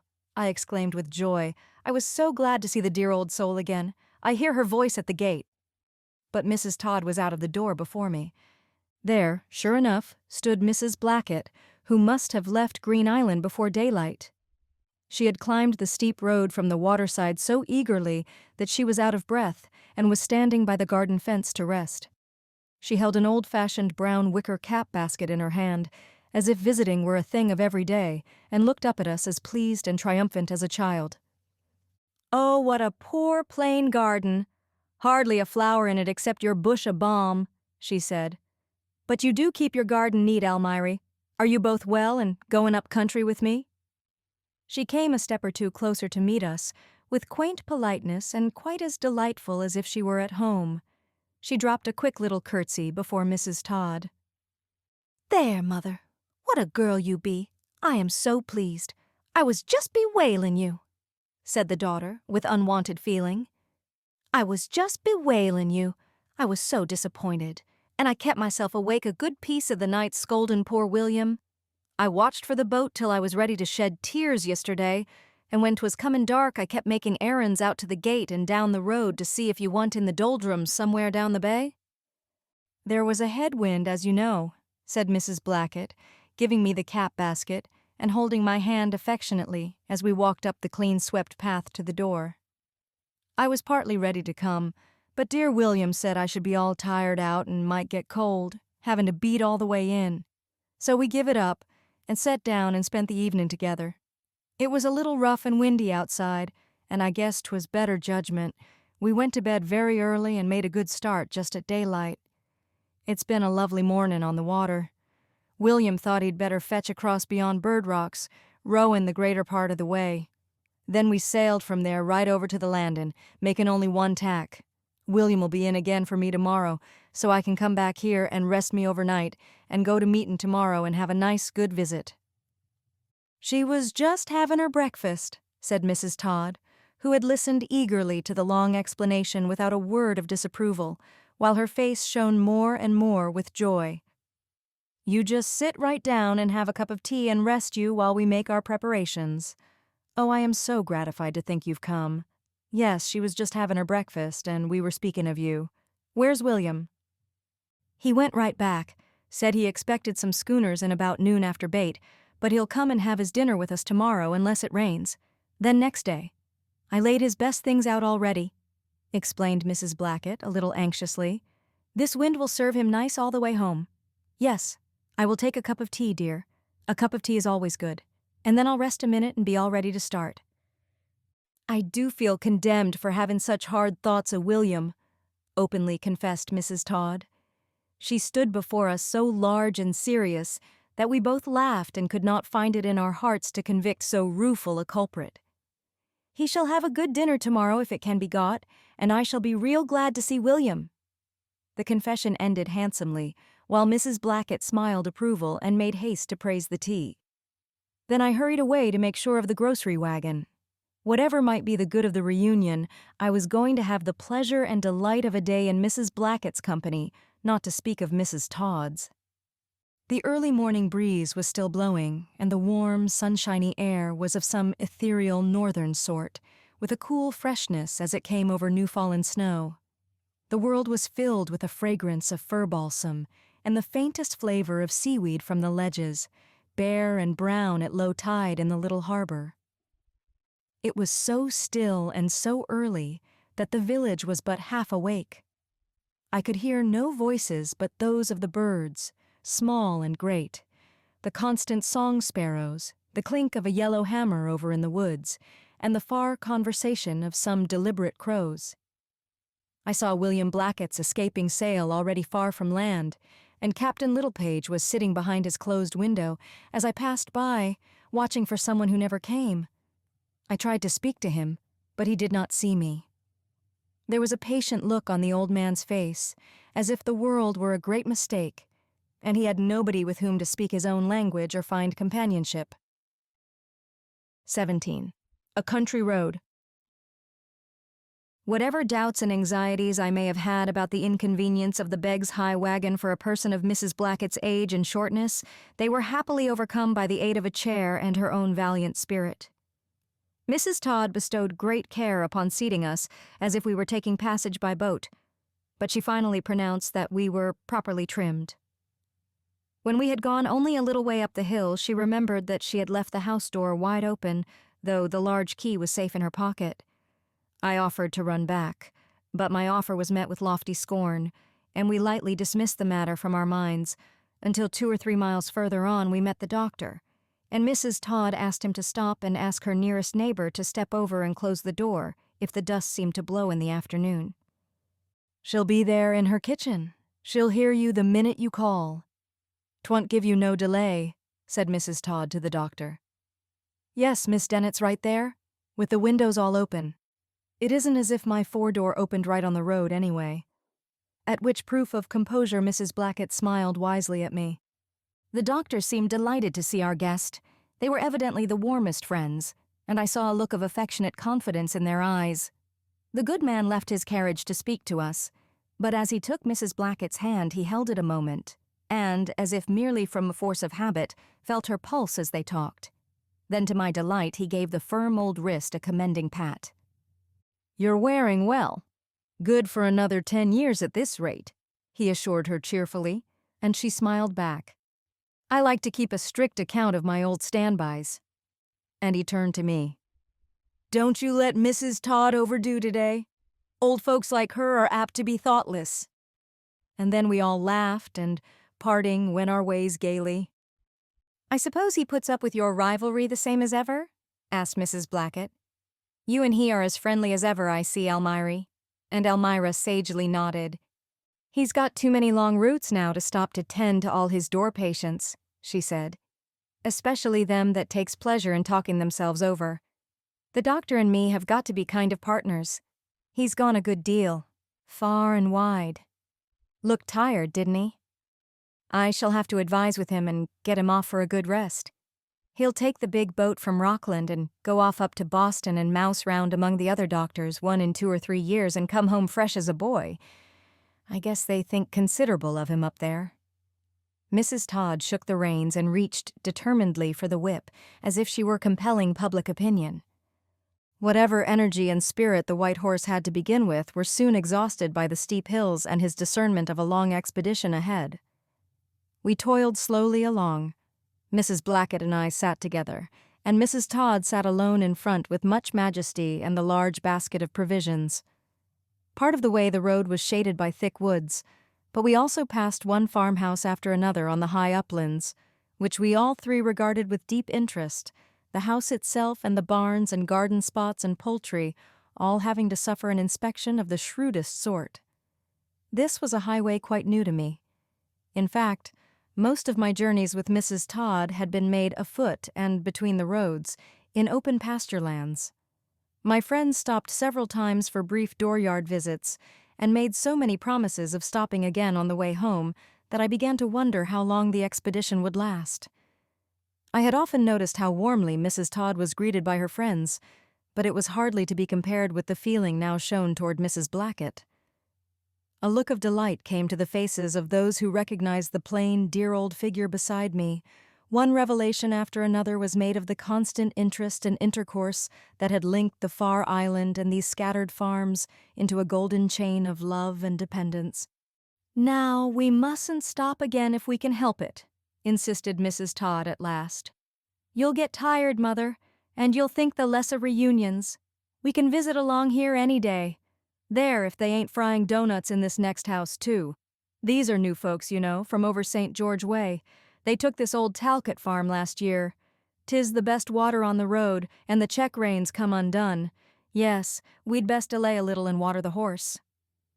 We stopped, and seeing a party of pleasure-seekers in holiday attire, the thin, anxious mistress of the farmhouse came out with wistful sympathy to hear what news we might have to give. Mrs. Blackett first spied her at the half-closed door, and asked with such cheerful directness if we were trespassing that, after a few words, she went back to her kitchen and reappeared with a plateful of doughnuts. "Entertainment for man and beast," announced Mrs. Todd with satisfaction. "Why, we've perceived there was new doughnuts all along the road, but you're the first that has treated us."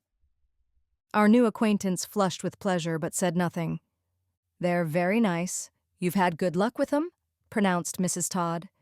"Yes, we've observed there was doughnuts all the way along. If one house is frying, all the rest is. 'Tis so with a great many things." "I don't suppose likely you're going up to the Bowden reunion?" asked the hostess as the white horse lifted his head and we were saying goodbye. "Why, yes," said Mrs. Blackett and Mrs. Todd and I all together. "I am connected with the family. Yes, I expect to be there this afternoon. I've been looking forward to it," she told us eagerly. "We shall see you there. Come and sit with us if it's convenient," said dear Mrs. Blackett. And we drove away. "I wonder who she was before she was married," said Mrs. Todd, who was usually unerring in matters of genealogy. "She must have been one of that remote branch that lived down beyond Thomaston. We can find out this afternoon. I expect that the families'll march together or be sorted out some way. I'm willing to own a relation that has such proper ideas of doughnuts." "I seem to see the family looks," said Mrs. Blackett. "I wish we'd asked her name. She's a stranger, and I want to help make it pleasant for all such." "She resembles Cousin Paulina Bowden about the forehead," said Mrs. Todd with decision. We had just passed a piece of woodland that shaded the road and come out to some open fields beyond, when Mrs. Todd suddenly reined in the horse as if somebody had stood on the roadside and stopped her. She even gave that quick, reassuring nod of her head which was usually made to answer for a bow, but I discovered that she was looking eagerly at a tall ash tree that grew just inside the field fence. "I thought 'twas going to do well," she said complacently as we went on again. "Last time I was up this way, that tree was kind of drooping and discouraged. Grown trees act that way sometimes, same's folks. Then they'll put right to it and strike their roots off into new ground and start all over again with real good courage. Ash trees is very likely to have poor spells. They ain't got the resolution of other trees." I listened hopefully for more. It was this peculiar wisdom that made one value Mrs. Todd's pleasant company. "There's sometimes a good hardy tree growing right out of the bare rock, out of some crack that just holds the roots," she went on to say, "right on the pitch of one of them bare stony hills where you can't seem to see a wheelbarrow full of good earth in a place. But that tree'll keep a green top in the driest summer. You lay your ear down to the ground and you'll hear a little stream running. Every such tree has got its own living spring. There's folk made to match 'em." I could not help turning to look at Mrs. Blackett, close beside me. Her hands were clasped placidly in their thin black woolen gloves, and she was looking at the flowery wayside as we went slowly along, with a pleased, expectant smile. I do not think she had heard a word about the trees. "I just saw a nice plant of elecampane growing back there," she said presently to her daughter. "I haven't got my mind on herbs today," responded Mrs. Todd in the most matter-of-fact way. "I'm bent on seeing folks." And she shook the reins again. I, for one, had no wish to hurry. It was so pleasant in the shady roads. The woods stood close to the road on the right. On the left were narrow fields and pastures where there were as many acres of spruces and pines as there were acres of bay and juniper and huckleberry, with a little turf between. When I thought we were in the heart of the inland country, we reached the top of a hill, and suddenly there lay spread out before us a wonderful great view of well-cleared fields that swept down to the wide water of a bay. Beyond this were distant shores like another country in the midday haze which half hid the hills beyond, and the far-away pale blue mountains on the northern horizon. There was a schooner with all sails set coming down the bay from a white village that was sprinkled on the shore, and there were many sailboats flitting about it. It was a noble landscape, and my eyes, which had grown used to the narrow inspection of a shaded roadside, could hardly take it in. "Why, it's the upper bay," said Mrs. Todd. "You can see way over into the town of Fessenden. Those farms way over there are all in Fessenden. Mother used to have a sister that lived up that shore. If we started as early as we could on a summer mornin', we couldn't get to her place from Green Island till late afternoon, even with a fair, steady breeze. and you had to strike the time just right so as to fetch up long o' the tide and land near the flood. 'Twas ticklish business, and we didn't visit back and forth as much as Mother desired. You have to go way down the coast to Cold Spring Light and round that long point. Up here's what they call the back shore. No, we were most always separated, my dear sister and me, after the first year she was married, said Mrs. Blackett. We had our little families and plenty o' cares. We were always looking forward to the time we could see each other more. Now and then she'd get out to the island for a few days while her husband'd go fishing, and once he stopped with her and 2 children and made him some flakes right there and cured all his fish for winter. We did have a beautiful time together, sister and me. She used to look back to it long she lived. I do love to look over there where she used to live, Mrs. Blackett went on as we began to go down the hill. It seems as if she must still be there, though she's long been gone. She loved their farm. She didn't see how I got so used to our island, but somehow I was always happy from the first. Yes, it's very dull to me up among those slow farms, declared Mrs. Todd. The snow troubles 'em in winter. They're all besieged by winter, as you may say. 'Tis far better by the shore than up among such places. I never thought I should like to live up country. Why, just see the carriages ahead of us on the next rise, exclaimed Mrs. Blackett. There's going to be a great gathering, don't you believe there is, Almiry? It hasn't seemed up to now as if anybody was going but us, and 'tis such a beautiful day, with yesterday cool and pleasant to work and get ready. I shouldn't wonder if everybody was there, even the slow ones like Phoebe Ann Brock. Mrs. Blackett's eyes were bright with excitement, and even Mrs. Todd showed remarkable enthusiasm. She hurried the horse and caught up with the holiday-makers ahead. There's all the Deptfords goin', 6 in the wagon, she told us joyfully. And Miss Alva Tilley's folks are now risin' the hill in their new carry-all. Mrs. Blackett pulled at the neat bow of her black bonnet strings and tied them again with careful precision. I believe your bonnet's on a little bit sideways, dear, she advised Mrs. Todd as if she were a child, but Mrs. Todd was too much occupied to pay proper heed. We began to feel a new sense of gaiety and of taking part in the great occasion as we joined the little train. 18. The Bowden Reunion. It is very rare in country life, where high days and holidays are few, that any occasion of general interest proves to be less than great. Such is the hidden fire of enthusiasm in the New England nature that, once given an outlet, it shines forth with almost volcanic light and heat. In quiet neighborhoods, such inward force does not waste itself upon those petty excitements of every day that belong to cities. But when, at long intervals, the altars to patriotism, to friendship, to the ties of kindred are reared in our familiar fields, then the fires glow. The flames come up as if from the inexhaustible burning heart of the earth. The primal fires break through the granite dust in which our souls are set. Each heart is warm and every face shines with the ancient light. Such a day as this has transfiguring powers and easily makes friends of those who have been cold-hearted, and gives to those who are dumb their chance to speak, and lends some beauty to the plainest face. Oh, I expect I shall meet friends today that I haven't seen in a long while, said Mrs. Blackett with deep satisfaction. 'Twill bring out a good many of the old folks. 'Tis such a lovely day. I'm always glad not to have them disappointed. I guess likely the best of 'em'll be there, answered Mrs. Todd with gentle humor, stealing a glance at me. There's one thing certain. There's nothing takes in this whole neighborhood like anything related to the Bowdens. Yes, I do feel that when you call upon the Bowdens, you may expect most families to rise up between the landing and the far end of the back cove. Those that aren't kin by blood are kin by marriage. There used to be an old story going about when I was a girl, said Mrs. Blackett, with much amusement.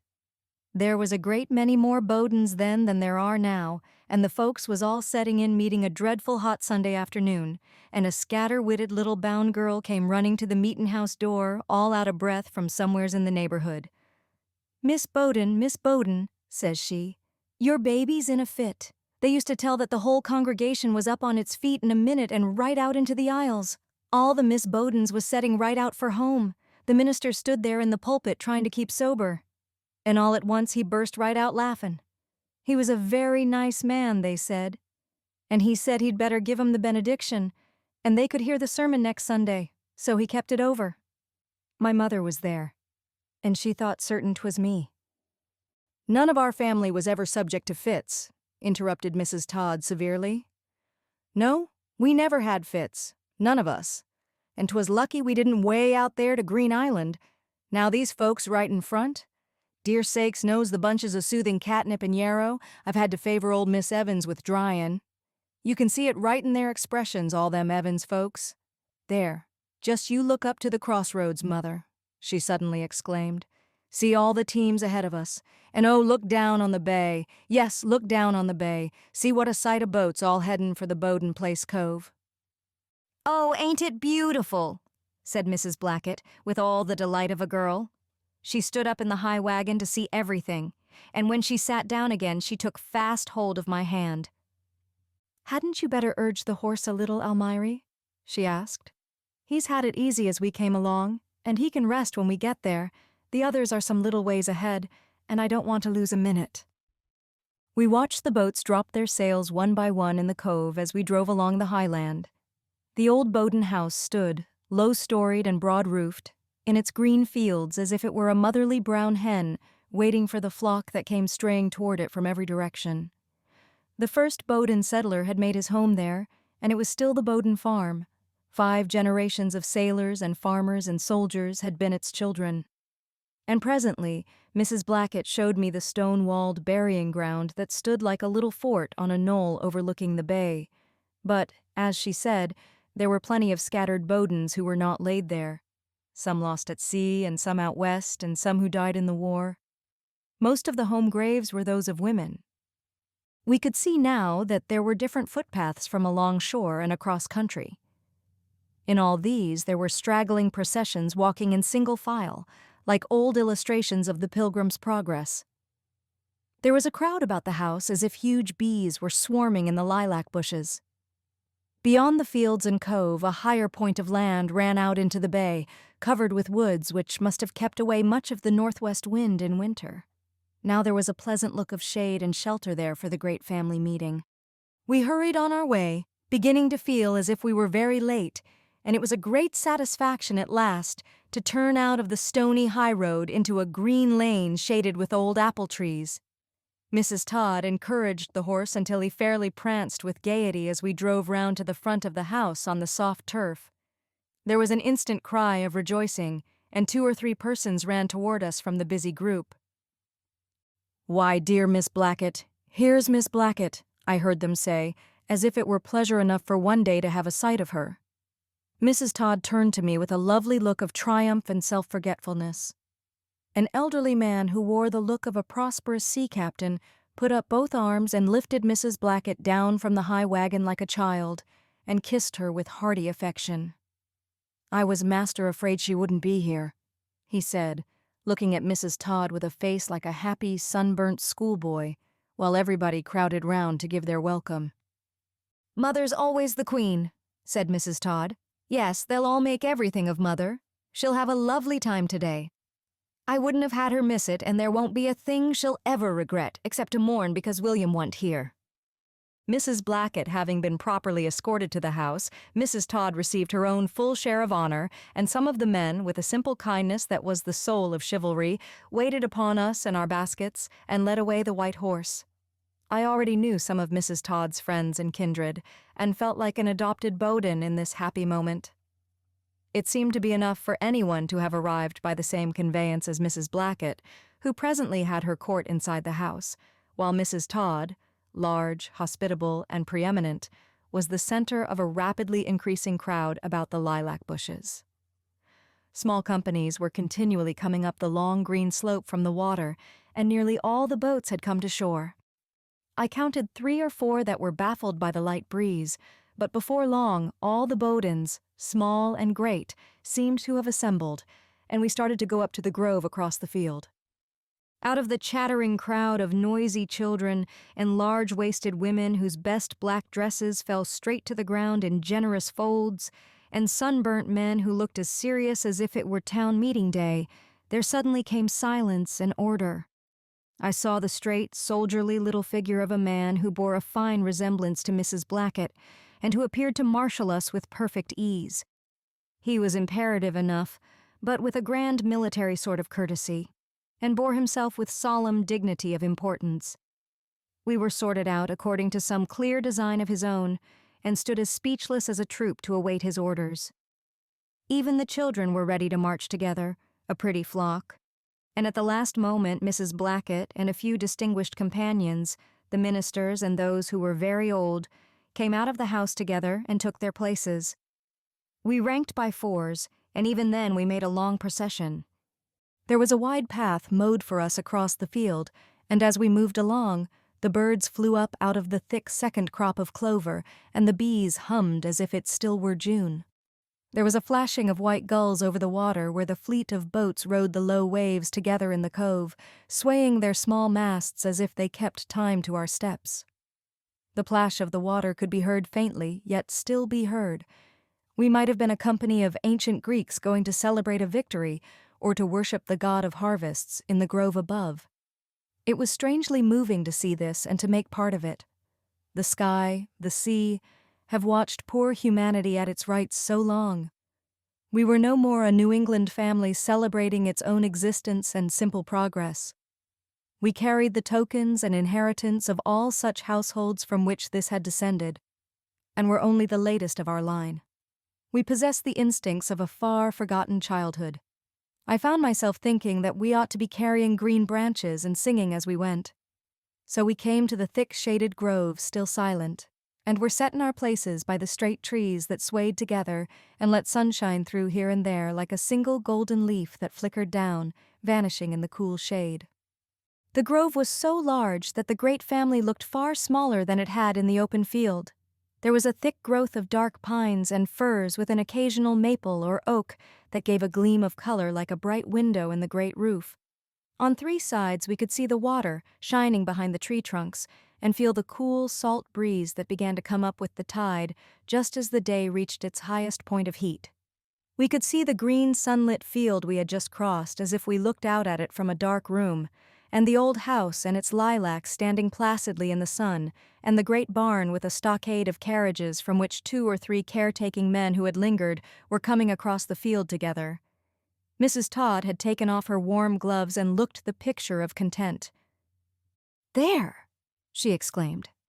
"I've always meant to have you see this place, but I never looked for such a beautiful opportunity, weather and occasion both made to match. Yes, it suits me. I don't ask no more. I want to know if you saw Mother walkin' at the head. It choked me right up to see Mother at the head, walkin' with the ministers." And Mrs. Todd turned away to hide the feeling she could not instantly control. "Who was the marshal?" I hastened to ask. "Was he an old soldier?" "Don't he do well?" answered Mrs. Todd with satisfaction. "He don't often have such a chance to show off his gifts," said Mrs. Kaplan, a friend from the landing who had joined us. "That's Sant Bowden. He always takes the lead such days. Good for nothing else most of his time. Trouble is, he—" I turned with interest to hear the worst. Mrs. Kaplan's tone was both zealous and impressive. "Stimulates," she explained scornfully. "No, Santine never was in the war," said Mrs. Todd with lofty indifference. "It was a cause of real distress to him. He kept enlistin' and traveled far and wide about here, and even took the boat and went to Boston to volunteer, but he ain't a sound man, and they wouldn't have him. They say he knows all their tactics and can tell all about the Battle of Waterloo Wells. He can Bunker Hill. I told him once the country'd lost a great general, and I meant it, too." "I expect you're near right," said Mrs. Kaplan, a little crestfallen and apologetic. "I be right," insisted Mrs. Todd with much amiability. "'Twas most too bad to cramp him down to his peaceful trade, but he's a most excellent shoemaker at his best, and he always says it's a trade that gives him time to think and plan his maneuvers. Over to the port they always invite him to March Decoration Day, same as the rest, and he does look noble. He comes of soldier stock." I had been noticing with great interest the curiously French type of face which prevailed in this rustic company. I had said to myself before that Mrs. Blackett was plainly of French descent, in both her appearance and her charming gifts, But this is not surprising when one has learned how large a proportion of the early settlers on this northern coast of New England were of Huguenot blood, and that it is the Norman Englishman, not the Saxon, who goes adventuring to a new world. "They used to say in old times," said Mrs. Todd modestly, "that our family came of very high folks in France, and one of 'em was a great general in some of the old wars. I sometimes think that Santan's ability has come way down from then. 'Tain't nothin' he's ever acquired, 'twas born in him. I don't know's he ever saw a fine parade or met with those that studied up such things. He's figured it all out, and got his papers, so he knows how to aim a cannon right for William's fish house 5 miles out on Green Island, or up there on Burnt Island where the signal is. He had it all over to me one day, and I tried hard to appear interested. His life's all in it, but he will have those poor gloomy spells come over him now and then he has to drink." Mrs. Kaplan gave a heavy sigh. "There's a great many such stray-away folks, just as there is plants," continued Mrs. Todd, who was nothing if not botanical. "I know of just one sprig of laurel that grows over back here in a wild spot, and I never could hear of no other on this coast. I had a large bunch brought me once from Massachusetts way, so I know it. This piece grows in an open spot where you'd think 'twould do well, but it's sort of poor-lookin'. I've visited it time and again just to notice its poor blooms. 'Tis a real Sant Bowden out of its own place." Mrs. Kaplan looked bewildered and blank. "Well, all I know is, last year he worked out some kind of plan so's to parade the county conference in platoons and got 'em all flustered up trying to sense his ideas of a holler square," she burst forth. "They was holler enough anyway after ridin' way down from up country into the salt air, and they'd been treated to a sermon on faith and works from old Father Harlow that never knows when to cease. 'Twa'n't no time for tactics then. They wa'n't a-thinkin' of the church military. Sant, he couldn't do nothin' with 'em. All he thinks of when he sees a crowd is how to march 'em. 'Tis all very well when he don't tempt too much. He never did act like other folks." "Ain't I just been maintaining that he ain't like 'em?" urged Mrs. Todd decidedly. "Strange folks has got to have strange ways for what I see." "Somebody observed once that you could pick out the likeness of most every sort of a foreigner when you looked about you in our parish," said Sister Kaplan, her face brightening with sudden illumination. "I didn't see the bearin' of it then quite so plain. I always did think Maury Harris resembled a Chinee." "Maury Harris was pretty as a child, I remember," said the pleasant voice of Mrs. Blackett, who, after receiving the affectionate greetings of nearly the whole company, came to join us, to see, as she insisted, that we were out of mischief. "Yes, Maury was one of them pretty little lambs that make dreadful homely old sheep," replied Mrs. Todd with energy. "Cap'n Littlepage never'd look so disconsolate if she was any sort of a proper person to direct things. She might divert him. Yes, she might divert the old gentleman, and let him think he had his own way, 'stead of arguing everything down to the bare bone. 'Twouldn't hurt her to sit down and hear his great stories once in a while." "The stories are very interesting," I ventured to say. "Yes, you always catch yourself a-thinkin' what if they all was true, and he had the right of it," answered Mrs. Todd. "He's a good sight better company, though dreamy, than such sordid creatures as Maury Harris." "Live and let live," said dear old Mrs. Blackett gently.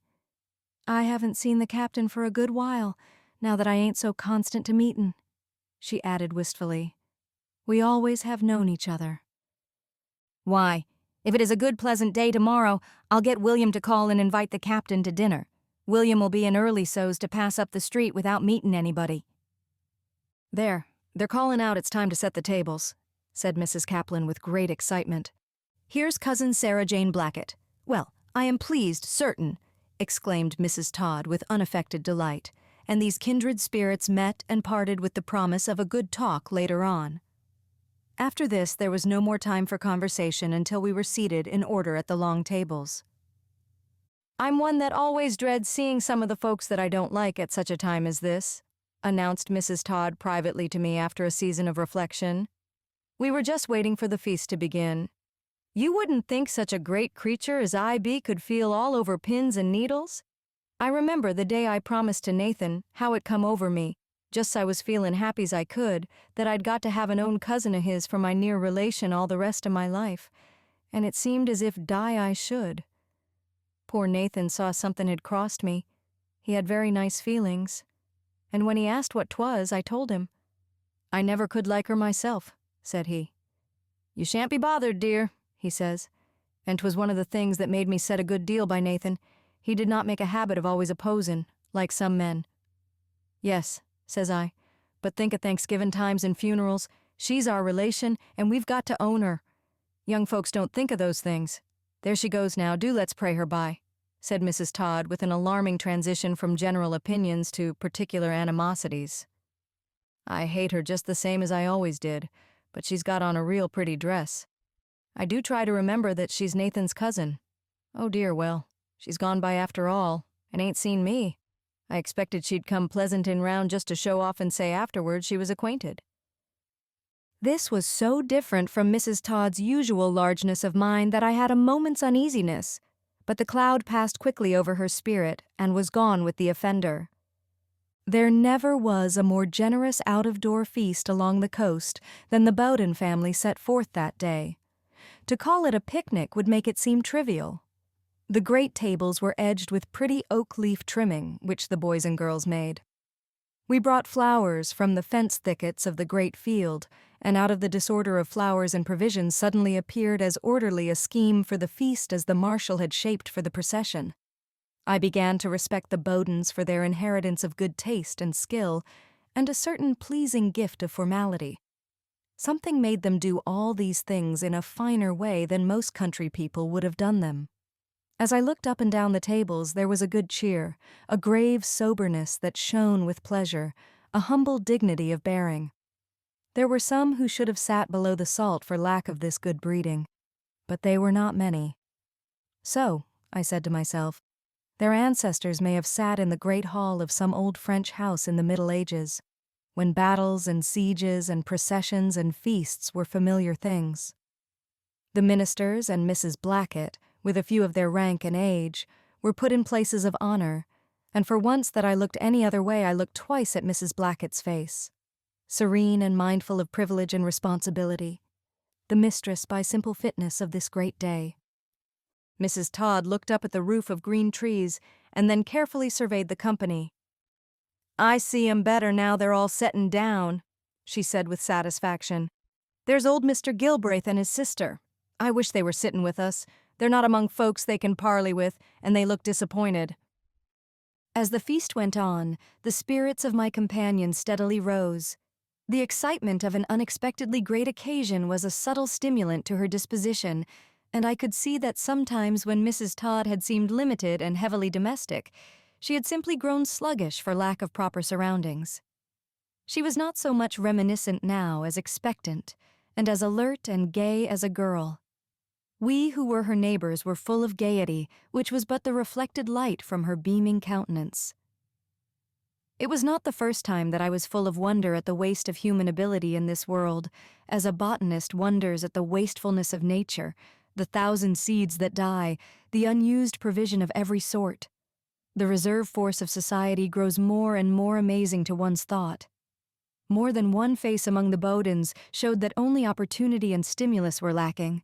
A narrow set of circumstances had caged a fine, able character and held it captive. One sees exactly the same types in a country gathering as in the most brilliant city company. You are safe to be understood if the spirit of your speech is the same for one neighbor as for the other. 19. The feast's end. The feast was a noble feast, as has already been said. There was an elegant ingenuity displayed in the form of pies which delighted my heart. Once acknowledge that an American pie is far to be preferred to its humble ancestor, the English tart, and it is joyful to be reassured at a Bowden reunion that invention has not yet failed. Beside a delightful variety of material, the decorations went beyond all my former experience. Dates and names were wrought in lines of pastry and frosting on the tops. There was even more elaborate reading matter on an excellent early apple pie which we began to share and eat, precept upon precept. Mrs. Todd helped me generously to the whole word Bowden and consumed reunion herself, save an undecipherable fragment. But the most renowned essay in cookery on the tables was a model of the old Bowden house made of durable gingerbread, with all the windows and doors in the right places, and sprigs of genuine lilac set at the front. It must have been baked in sections, in one of the last of the great brick ovens, and fastened together on the morning of the day. There was a general sigh when this fell into ruin at the feast's end, and it was shared by a great part of the assembly, not without seriousness, and as if it were a pledge and token of loyalty. I met the maker of the gingerbread house, which had called up lively remembrances of a childish story. She had the gleaming eye of an enthusiast and a look of high ideals. "I could just as well have made it all of frosted cake," she said, "but 'twouldn't have been the right shade. The old house, as you observe, was never painted, and I concluded that plain gingerbread would represent it best. It wasn't all I expected it would be," she said sadly, as many an artist had said before her of his work. There were speeches by the ministers, and there proved to be a historian among the Bowdens who gave some fine anecdotes of the family history, and then appeared a poetess whom Mrs. Todd regarded with wistful compassion and indulgence, and when the long faded garland of verses came to an appealing end, she turned to me with words of praise. "Sounded pretty," said the generous listener. "Yes, I thought she did very well. We went to school together, and Mariana had a very hard time. Trouble was, her mother thought she'd given birth to a genius, and Mariana's come to believe it herself. There, I don't know what we should have done without her. There ain't nobody else that can write poetry between here and way up towards Rockland. It adds a great deal at such a time.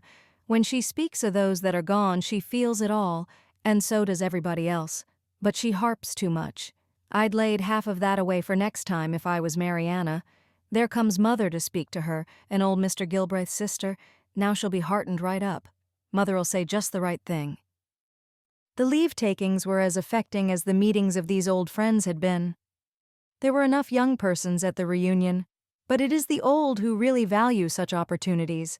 As for the young, it is the habit of every day to meet their comrades. The time of separation has not come. To see the joy with which these elder kinsfolk and acquaintances had looked in one another's faces, and the lingering touch of their friendly hands, to see these affectionate meetings and then the reluctant partings, gave one a new idea of the isolation in which it was possible to live in that, after all, thinly settled region. They did not expect to see one another again very soon. The steady, hard work on the farms, the difficulty of getting from place to place, especially in winter when boats were laid up, gave double value to any occasion which could bring a large number of families together. Even funerals in this country of the pointed firs were not without their social advantages and satisfactions. I heard the words, "next summer," repeated many times, though summer was still ours and all the leaves were green. The boats began to put out from shore and the wagons to drive away. Mrs. Blackett took me into the old house when we came back from the Grove. It was her father's birthplace and early home, and she had spent much of her own childhood there with her grandmother. She spoke of those days as if they had but lately passed. In fact, I could imagine that the house looked almost exactly the same to her. I could see the brown rafters of the unfinished roof as I looked up the steep staircase, though the best room was as handsome with its good wainscoting and touch of ornament on the cornice as any old room of its day in a town. Some of the guests who came from a distance were still sitting in the best room when we went in to take leave of the master and mistress of the house. We all said eagerly what a pleasant day it had been, and how swiftly the time had passed. Perhaps it is the great national anniversaries which our country has lately kept, and the soldiers' meetings that take place everywhere, which have made reunions of every sort the fashion. This one, at least, had been very interesting. I fancied that old feuds had been overlooked, and the old saying that blood is thicker than water had again proved itself true, though from the variety of names one argued a certain adulteration of the Bowden traits and belongings. Clannishness is an instinct of the heart. It is more than a birthright or a custom, and lesser rights were forgotten in the claim to a common inheritance. We were among the very last to return to our proper lives and lodgings. I came near to feeling like a true Bowden, and parted from certain new friends as if they were old friends. We were rich with the treasure of a new remembrance. At last we were in the high wagon again. The old white horse had been well fed in the Bowden barn, and we drove away and soon began to climb the long hill toward the wooded ridge. The road was new to me, as roads always are going back. Most of our companions had been full of anxious thoughts of home, of the cows, or of young children likely to fall into disaster. But we had no reasons for haste, and drove slowly along, talking and resting by the way.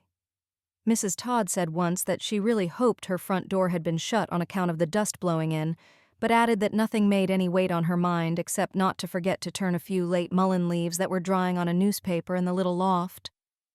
Mrs. Blackett and I gave our word of honor that we would remind her of this heavy responsibility. The way seemed short. We had so much to talk about. We climbed hills where we could see the Great Bay and the islands, and then went down into shady valleys where the air began to feel like evening, cool and camp with a fragrance of wet ferns. Mrs. Todd alighted once or twice, refusing all assistance in securing some boughs of a rare shrub which she valued for its bark, though she proved incommunicative as to her reasons.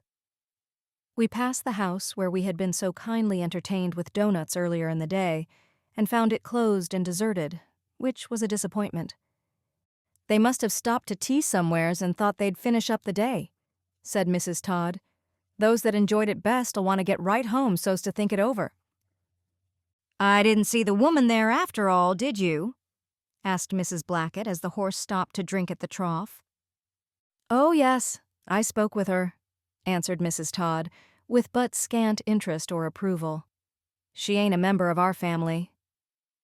"I thought you said she resembled Cousin Paulina Bowden about the forehead," suggested Mrs. Blackett. "Well, she don't," answered Mrs. Todd impatiently. "I ain't one that's ordinarily mistaken about family likenesses, and she didn't seem to meet with friends, so I went square up to her." "I expect you're a Bowden by your looks," says I. "Yes, I can take it you're one of the Bowdens." "Lor, no," says she. "Dunnet was my maiden name, but I married a Bowden for my first husband. I thought I'd come and just see what was a-goin' on." Mrs. Blackett laughed heartily. "I'm going to remember to tell William of that," she said. "There, Almiry, the only thing that's troubled me all this day is to think how William would have enjoyed it. I do so wish William had been there." "I sort of wish he had myself," said Mrs. Todd frankly. "There weren't many old folks there somehow," said Mrs. Blackett, with a touch of sadness in her voice.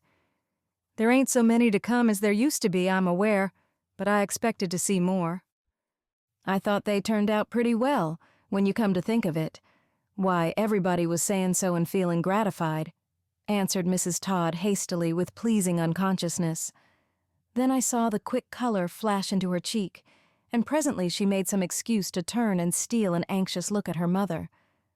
Mrs. Blackett was smiling and thinking about her happy day, though she began to look a little tired. Neither of my companions was troubled by her burden of years. I hoped in my heart that I might be like them as I lived on into age, and then smiled to think that I, too, was no longer very young. So we always keep the same hearts, though our outer framework fails and shows the touch of time. "'Twas pretty when they sang the hymn, wasn't it?" asked Mrs. Blackett at supper time with real enthusiasm. "There was such a plenty of men's voices. Where I sat, it did sound beautiful. I had to stop and listen when they came to the last verse." I saw that Mrs. Todd's broad shoulders began to shake. "There was good singers there. Yes, there was excellent singers," she agreed heartily, putting down her teacup.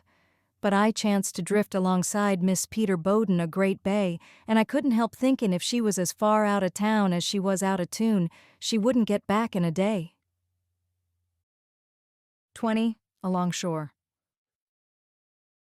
One day as I went along the shore beyond the old wharves and the newer, high-stepped fabric of the steamer landing, I saw that all the boats were beached, and the slack water period of the early afternoon prevailed.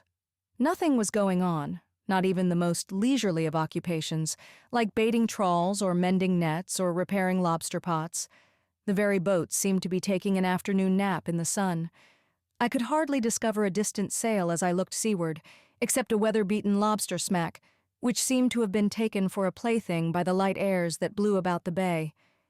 It drifted and turned about so aimlessly in the wide reach off Burnt Island that I suspected there was nobody at the wheel, or that she might have parted her rusty anchor chain while all the crew were asleep. I watched her for a minute or two.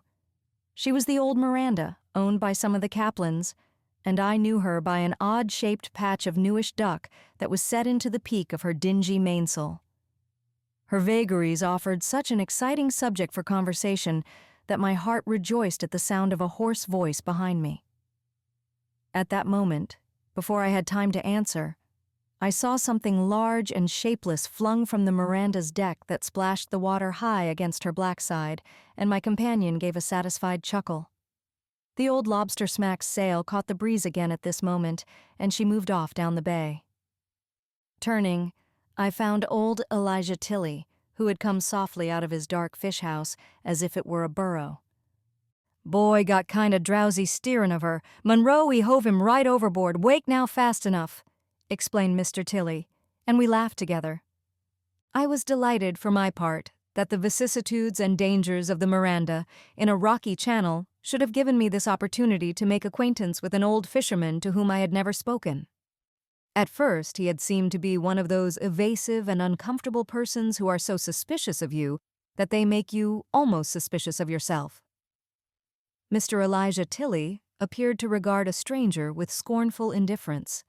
You might see him standing on the pebble beach or in a fish house doorway, but when you came nearer, he was gone. He was one of the small company of elderly, gaunt-shaped great fishermen whom I used to like to see leading up a deep-laden boat by the head, as if it were a horse, from the water's edge to the steep slope of the pebble beach.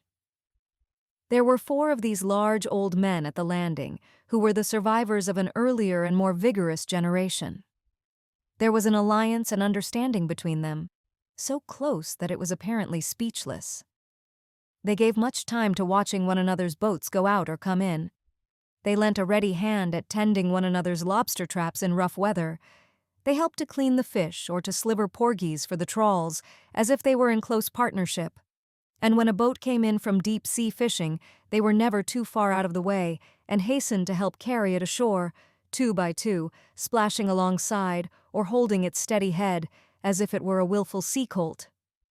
As a matter of fact, no boat could help being steady and waywise under their instant direction and companionship. Abel's boat and Jonathan Bowden's boat were as distinct and experienced personalities as the men themselves, and as inexpressive.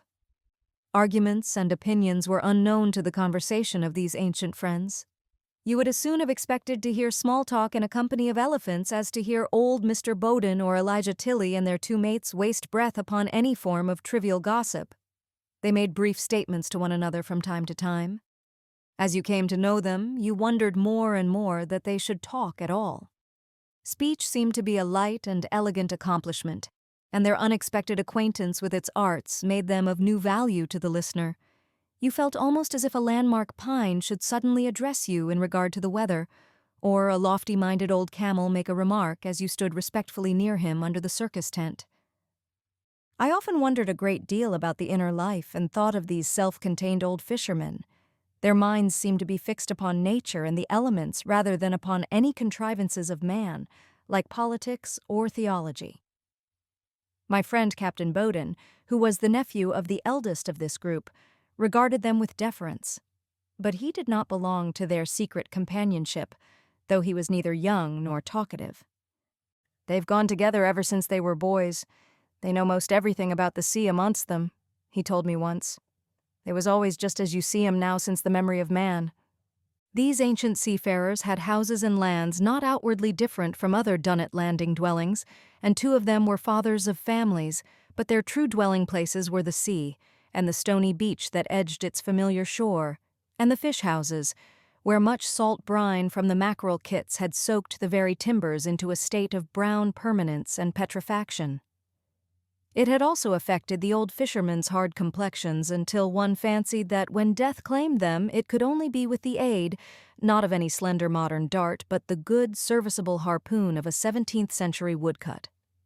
Elijah Tilley was such an evasive, discouraged-looking person, heavy-headed and stooping so that one could never look him in the face, that even after his friendly exclamation about Monroe Pennell, the lobster smack's skipper, and the sleepy boy, I did not venture at once to speak again. Mr. Tilley was carrying a small haddock in one hand, and presently shifted it to the other hand lest it might touch my skirt. I knew that my company was accepted, and we walked together a little way. You mean to have a good supper? I ventured to say by way of friendliness. Going to have this 'ere haddock and some of my good baked potatoes. Must eat to live, responded my companion with great pleasantness and open approval. I found that I had suddenly left the forbidding coast and come into the smooth little harbor of friendship. You ain't never been up to my place, said the old man. Folks don't come now as they used to. No, 'tain't no use to ask folks now. My poor dear, she was a great hand to draw young company. I remembered that Mrs. Todd had once said that this old fisherman had been sore-stricken and unconsoled at the death of his wife. I should like very much to come, said I. Perhaps you're going to be at home later on? Mr. Tilley agreed by a sober nod, and went his way bent-shouldered and with a rolling gait.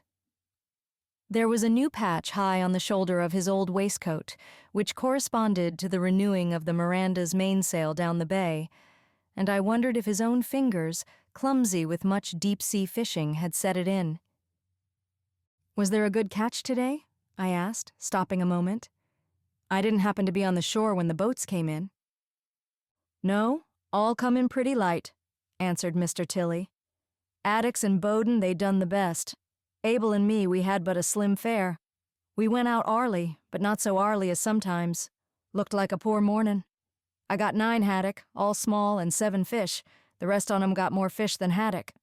Well, I don't expect they feel like bitin' every day. We larn to humor 'em a little, and let 'em have their way about it. These plaguey dogfish kind of worry 'em. Mr. Tilley pronounced the last sentence with much sympathy, as if he looked upon himself as a true friend of all the haddock and codfish that lived on the fishing grounds, and so we parted. Later in the afternoon, I went along the beach again until I came to the foot of Mr. Tilley's land and found his rough track across the cobblestones and rocks to the field edge, where there was a heavy piece of old wreck timber, like a ship's bone, full of tree nails. From this, a little footpath, narrow with one man's treading, led up across the small green field that made Mr. Tilley's whole estate, except a straggling pasture that tilted on edge up the steep hillside beyond the house and road. I could hear the tinkle-tankle of a cowbell somewhere among the spruces by which the pasture was being walked over and forested from every side. It was likely to be called the woodlot before long, but the field was unmolested. I could not see a bush or a briar anywhere within its walls, and hardly a stray pebble showed itself. This was most surprising in that country of firm ledges and scattered stones which all the walls that industry could devise had hardly begun to clear away off the land.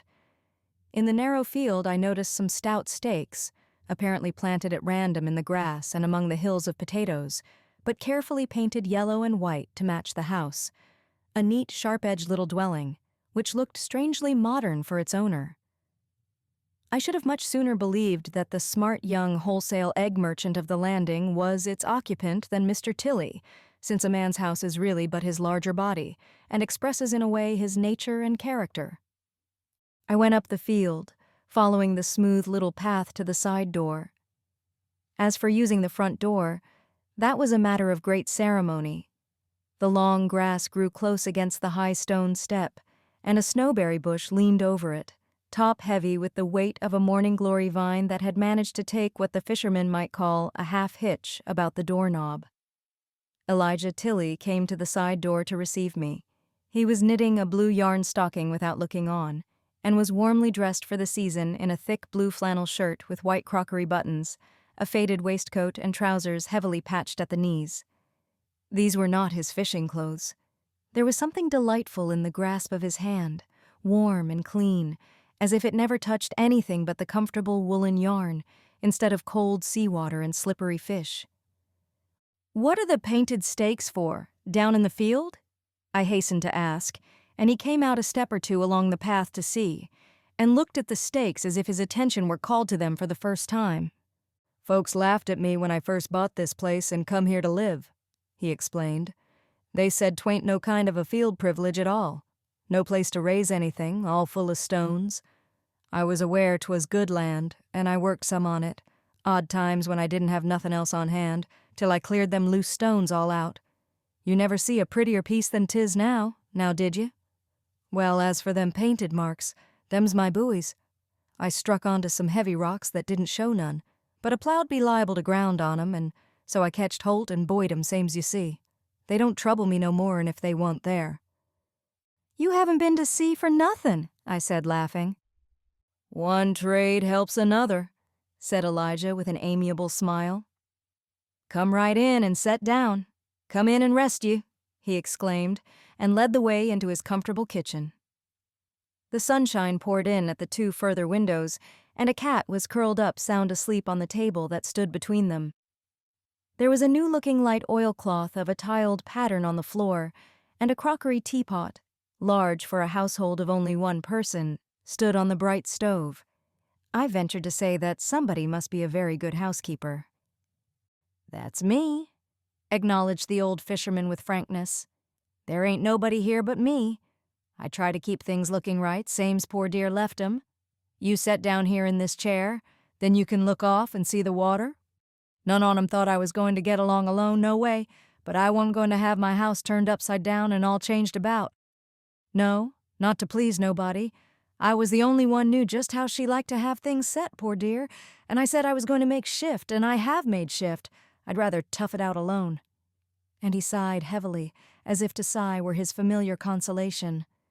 We were both silent for a minute. The old man looked out the window, as if he had forgotten I was there. "You must miss her very much?" I said at last. "I do miss her," he answered, and sighed again. "Folks all kept repeatin' that time would ease me, but I can't find it does. No, I miss her just the same every day." "How long is it since she died?" I asked. 8 year now, come the 1st of October. It don't seem near so long. I've got a sister that comes and stops long o' me a little spell, spring and fall, and odd times if I send after her. I ain't near so good a hand to sew as I be to knit, and she's very quick to set everything to rights. She's a married woman with a family, her son's folks lives at home, and I can't make no great claim on her time. But it makes me a kind o' good excuse when I do send to help her a little. She ain't none too well off. Poor dear always liked her, and we used to contrive our ways together. 'Tis full as easy to be alone. I set here and think it all over, and think considerable when the weather's bad to go outside. I get so some days it feels as if poor dear might step right back into this kitchen. I keep a watchin' them doors as if she might step in to airy one. Yes, ma'am, I keep a lookin' off and droppin' of my stitches. That's just how it seems. I can't get over losin' of her no way nor no how. Yes, ma'am, that's just how it seems to me." I did not say anything, and he did not look up. "I get feelin' so sometimes I have to lay everything by and go outdoor. She was a sweet pretty creature long she lived," the old man added mournfully. "There's that little rockin' chair o' her'n. I set and notice it and think how strange 'tis a creature like her should be gone and that chair be here right in its old place." "I wish I had known her. Mrs. Todd told me about your wife one day," I said. "You'd have liked to come and see her, all the folks did," said poor Elijah. "She'd been so pleased to hear everything and see somebody new that took such an interest. She had a kind of gift to make it pleasant for folks. I guess likely Elmiry Todd told you she was a pretty woman, especially in her young days. Late years, too, she kept her looks and come to be so pleasant lookin'. There, 'tain't so much matter. I shall be done afore a great while. No, I shan't trouble the fish a great sight more." The old widower sat with his head bowed over his knitting, as if he were hastily shortening the very thread of time. The minutes went slowly by. He stopped his work and clasped his hands firmly together. I saw he had forgotten his guest, and I kept the afternoon watch with him. At last he looked up, as if but a moment had passed of his continual loneliness. "Yes, ma'am, I'm one that has seen trouble," he said, and began to knit again. The visible tribute of his careful housekeeping, and the clean, bright room which had once enshrined his wife, and now enshrined her memory, was very moving to me. He had no thought for anyone else, or for any other place. I began to see her myself in her home, a delicate-looking, faded little woman who leaned upon his rough strength and affectionate heart, who was always watching for his boat out of this very window, and who always opened the door and welcomed him when he came home. "I used to laugh at her, poor dear," said Elijah, as if he read my thought. "I used to make light of her timid notions. She used to be fearful when I was out in bad weather or baffled about gettin' ashore. She used to say the time seemed long to her, but I've found out all about it now. I used to be dreadful thoughtless when I was a young man and the fish was bitin' well. I'd stay out late some of them days, and I expect she'd watch and lose heart a-waitin'. My heart alive, what a supper she'd get, and be right there watchin' from the door, with somethin' over her head if 'twas cold, waitin' to hear all about it as I come up the field. Lord, how I think of all them little things.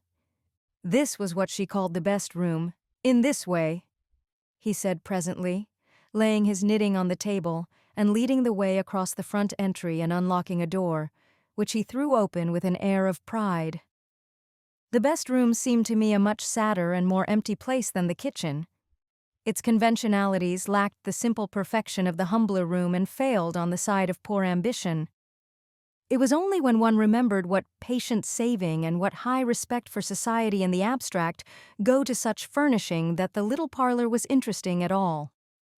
I could imagine the great day of certain purchases, the bewildering shops of the next large town, the aspiring, anxious woman, the clumsy sea-tanned man in his best clothes, so eager to be pleased, but at ease only when they were safe back in the sailboat again, going down the bay with their precious freight, the hoarded money all spent and nothing to think of but tiller and sail.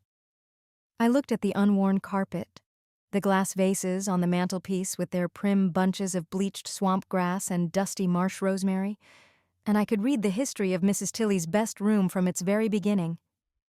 You see for yourself what beautiful rugs she could make? Now I'm going to show you her best tea things she thought so much of, said the master of the house, opening the door of a shallow cupboard. That's real chiny, all of it on those 2 shelves, he told me proudly. I bought it all myself when we was first married, in the port of Bordeaux. There never was one single piece of it broke until, well, I used to say, long as she lived, there never was a piece broke, but long at the last I noticed she'd look kinda distressed, and I thought 'twas 'count of me boastin'. When they asked if they should use it when the folks was here to supper, time of her funeral, I knew she'd want to have everything nice, and I said certain. Some of the women they come runnin' to me and called me, while they was takin' of the chiny down, and showed me there was one of the cups broke and the pieces wrapped in paper and pushed way back here, corner of the shelf. They didn't want me to go and think they done it. Poor dear, I had to put right out of the house when I see that. I knowed in 1 minute how 'twas. We'd got so used to sayin' 'twas all there just's I fetched it home, and so when she broke that cup somehow or 'nother, she couldn't frame no words to come and tell me. She couldn't think 'twould vex me. 'Twas her own hurt pride. I guess there wa'n't no other secret ever lay between us. The French cups with their gay sprigs of pink and blue, the best tumblers, an old flowered bowl and tea caddy, and a japanned waiter or 2 adorned the shelves. These, with a few daguerreotypes in a little square pile, had the closet to themselves, and I was conscious of much pleasure in seeing them. One is shown over many a house in these days where the interest may be more complex, but not more definite. Those were her best things, poor dear, said Elijah as he locked the door again. She told me that last summer before she was taken away that she couldn't think of anything more she wanted. There was everything in the house, and all her rooms was furnished pretty. I was going over to the port and inquired for errands. I used to ask her to say what she wanted, cost or no cost. She was a very reasonable woman, and 'twas the place where she done all but her extra shopping. It kind of chilled me up when she spoke so satisfied. You don't go out fishing after Christmas? I asked as we came back to the bright kitchen. No, I take stiddy to my knitting after January sets in, said the old seafarer. 'Tain't worthwhile. Fish make off into deeper water, and you can't stand no such perishin' for the sake of what you get. I leave out a few traps in sheltered coves and do a little lobsterin' on fair days. The young fellows braves it out, some on 'em, but for me, I lay in my winter's yarn and set here where 'tis warm and knit and take my comfort. Mother learnt me once when I was a lad. She was a beautiful knitter herself. I was laid up with a bad knee, and she said 'twould take up my time and help her. We was a large family.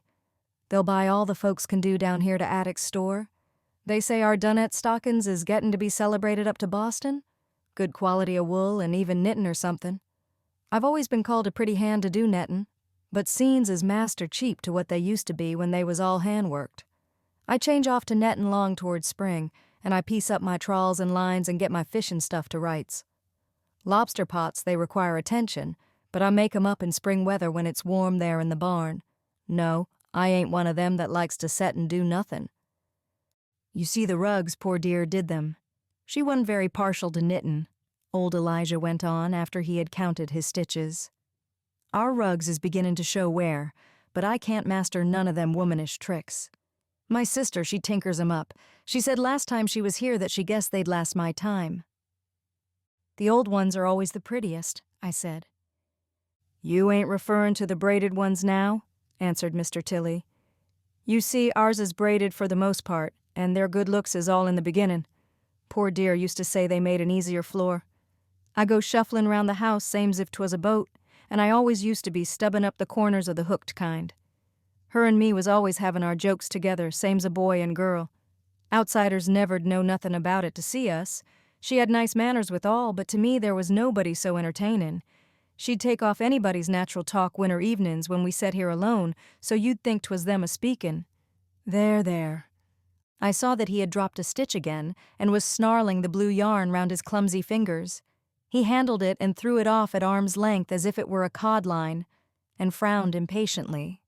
But I saw a tear shining on his cheek. I said that I must be going. It was growing late, and asked if I might come again, and if he would take me out to the fishing grounds some day. Yes, come any time you want to, said my host. 'Tain't so pleasant as when poor dear was here. Oh, I didn't want to lose her, and she didn't want to go, but it had to be. Such things ain't for us to say. There's no yes and no to it. You find Almiry Todd one of the best of women? Said Mr. Tilley as we parted. He was standing in the doorway, and I had started off down the narrow green field. No, there ain't a better-hearted woman in the state of Maine. I've known her from a girl. She's had the best of mothers. You tell her I'm liable to fetch her up a couple or 3 nice good mackerel early tomorrow, he said. Now don't let it slip your mind. Poor dear, she always thought a sight of Almiry, and she used to remind me there was nobody to fish for her, but I don't recollect it as I ought to. I see you drop a line yourself very handy now and then. We laughed together like the best of friends, and I spoke again about the fishing grounds and confessed that I had no fancy for a southerly breeze and a groundswell. Nor me neither, said the old fisherman. Nobody likes 'em, say what they may. Poor dear was disobliged by the mere sight of a boat. Almiry's got the best of mothers, I expect you know. Miss Blackett out to Green Island, and we was always planning to go out when summer come. But there, I couldn't pick no day's weather that seemed to suit her just right. I never set out to worry her neither. 'Twa'n't no kind of use. She was so pleasant we couldn't have no fret nor trouble. 'Twas never you dear and you darlin' afore folks, and you divil behind the door. As I looked back from the lower end of the field, I saw him still standing, a lonely figure in the doorway. Poor dear, I repeated to myself half aloud. I wonder where she is and what she knows of the little world she left. I wonder what she has been doing these 8 years. I gave the message about the mackerel to Mrs. Todd. Been visitin' with Elijah? She asked with interest. I expect you had kind of a dull session. He ain't the talkin' kind. Dwellin' so much long of fish seems to make him lose the gift of speech. But when I told her that Mr. Tilley had been talking to me that day, she interrupted me quickly. Then 'twas all about his wife, and he can't say nothin' too pleasant neither. She was modest with strangers, but there ain't one of her old friends can ever make up her loss. For me, I don't want to go there no more. There's some folks you miss and some folks you don't when they're gone, but there ain't hardly a day I don't think of dear Sarah Tilley. She was always right there. Yes, you knew just where to find her like a plain flower. 'Lijah's worthy enough. I do esteem 'Lijah, but he's a ploddin' man. 21. The Backward View. At last it was the time of late summer, when the house was cool and damp in the morning, and all the light seemed to come through green leaves. But at the first step out of doors the sunshine always laid a warm hand on my shoulder, and the clear high sky seemed to lift quickly as I looked at it. There was no autumnal mist on the coast, nor any August fog. Instead of these, the sea, the sky, all the long shoreline and the inland hills, with every bush of bay and every fir top, gained a deeper color and a sharper clearness. There was something shining in the air, and a kind of luster on the water and the pasture grass, a northern look that, except at this moment of the year one must go far to seek. The sunshine of a northern summer was coming to its lovely end. The days were few then at Dunnet Landing, and I let each of them slip away unwillingly as a miser spends his coins. I wished to have one of my first weeks back again, with those long hours when nothing happened except the growth of herbs and the course of the sun. Once I had not even known where to go for a walk. Now there were many delightful things to be done and done again, as if I were in London. I felt hurried and full of pleasant engagements, and the days flew by like a handful of flowers flung to the sea wind. At last I had to say goodbye to all my Dunnet Landing friends, and my home-like place in the little house, and return to the world in which I feared to find myself a foreigner. There may be restrictions to such a summer's happiness, but the ease that belongs to simplicity is charming enough to make up for whatever a simple life may lack, and the gifts of peace are not for those who live in the thick of battle. I was to take the small, unpunctual steamer that went down the bay in the afternoon, and I sat for a while by my window, looking out on the green herb garden, with regret for company. Mrs. Todd had hardly spoken all day except in the briefest and most disapproving way. It was as if we were on the edge of a quarrel. It seemed impossible to take my departure with anything like composure.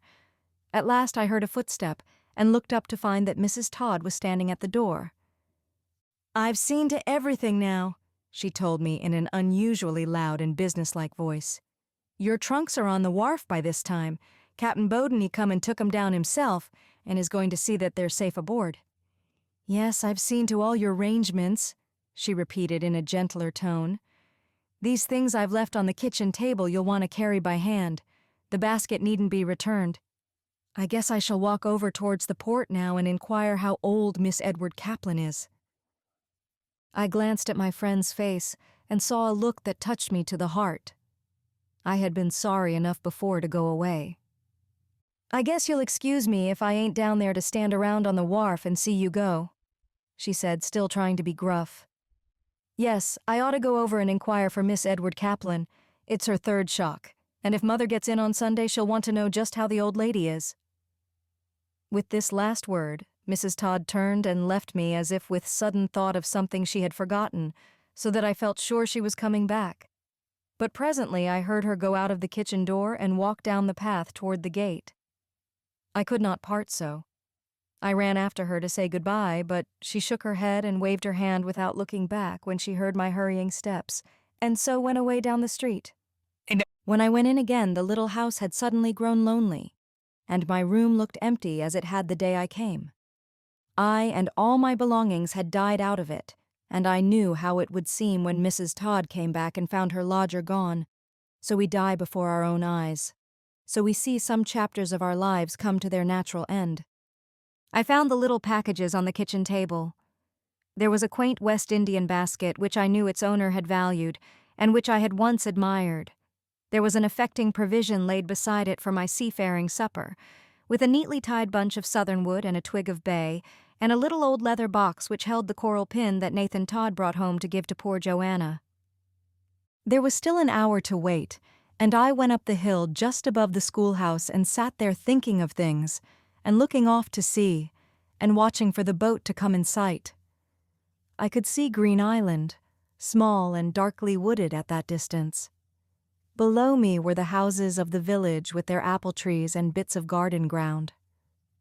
Presently, as I looked at the pastures beyond, I caught a last glimpse of Mrs. Todd herself, walking slowly in the footpath that led along, following the shore toward the port. At such a distance one can feel the large positive qualities that control a character. Close at hand, Mrs. Todd seemed able and warm-hearted and quite absorbed in her bustling industries, but her distant figure looked mateless and appealing, with something about it that was strangely self-possessed and mysterious. Now and then she stooped to pick something. It might have been her favorite pennyroyal. And at last I lost sight of her as she slowly crossed an open space on one of the higher points of land and disappeared again behind a dark clump of juniper and the pointed firs. As I came away on the little coastwise steamer, there was an old sea running which made the surf leap high on all the rocky shores.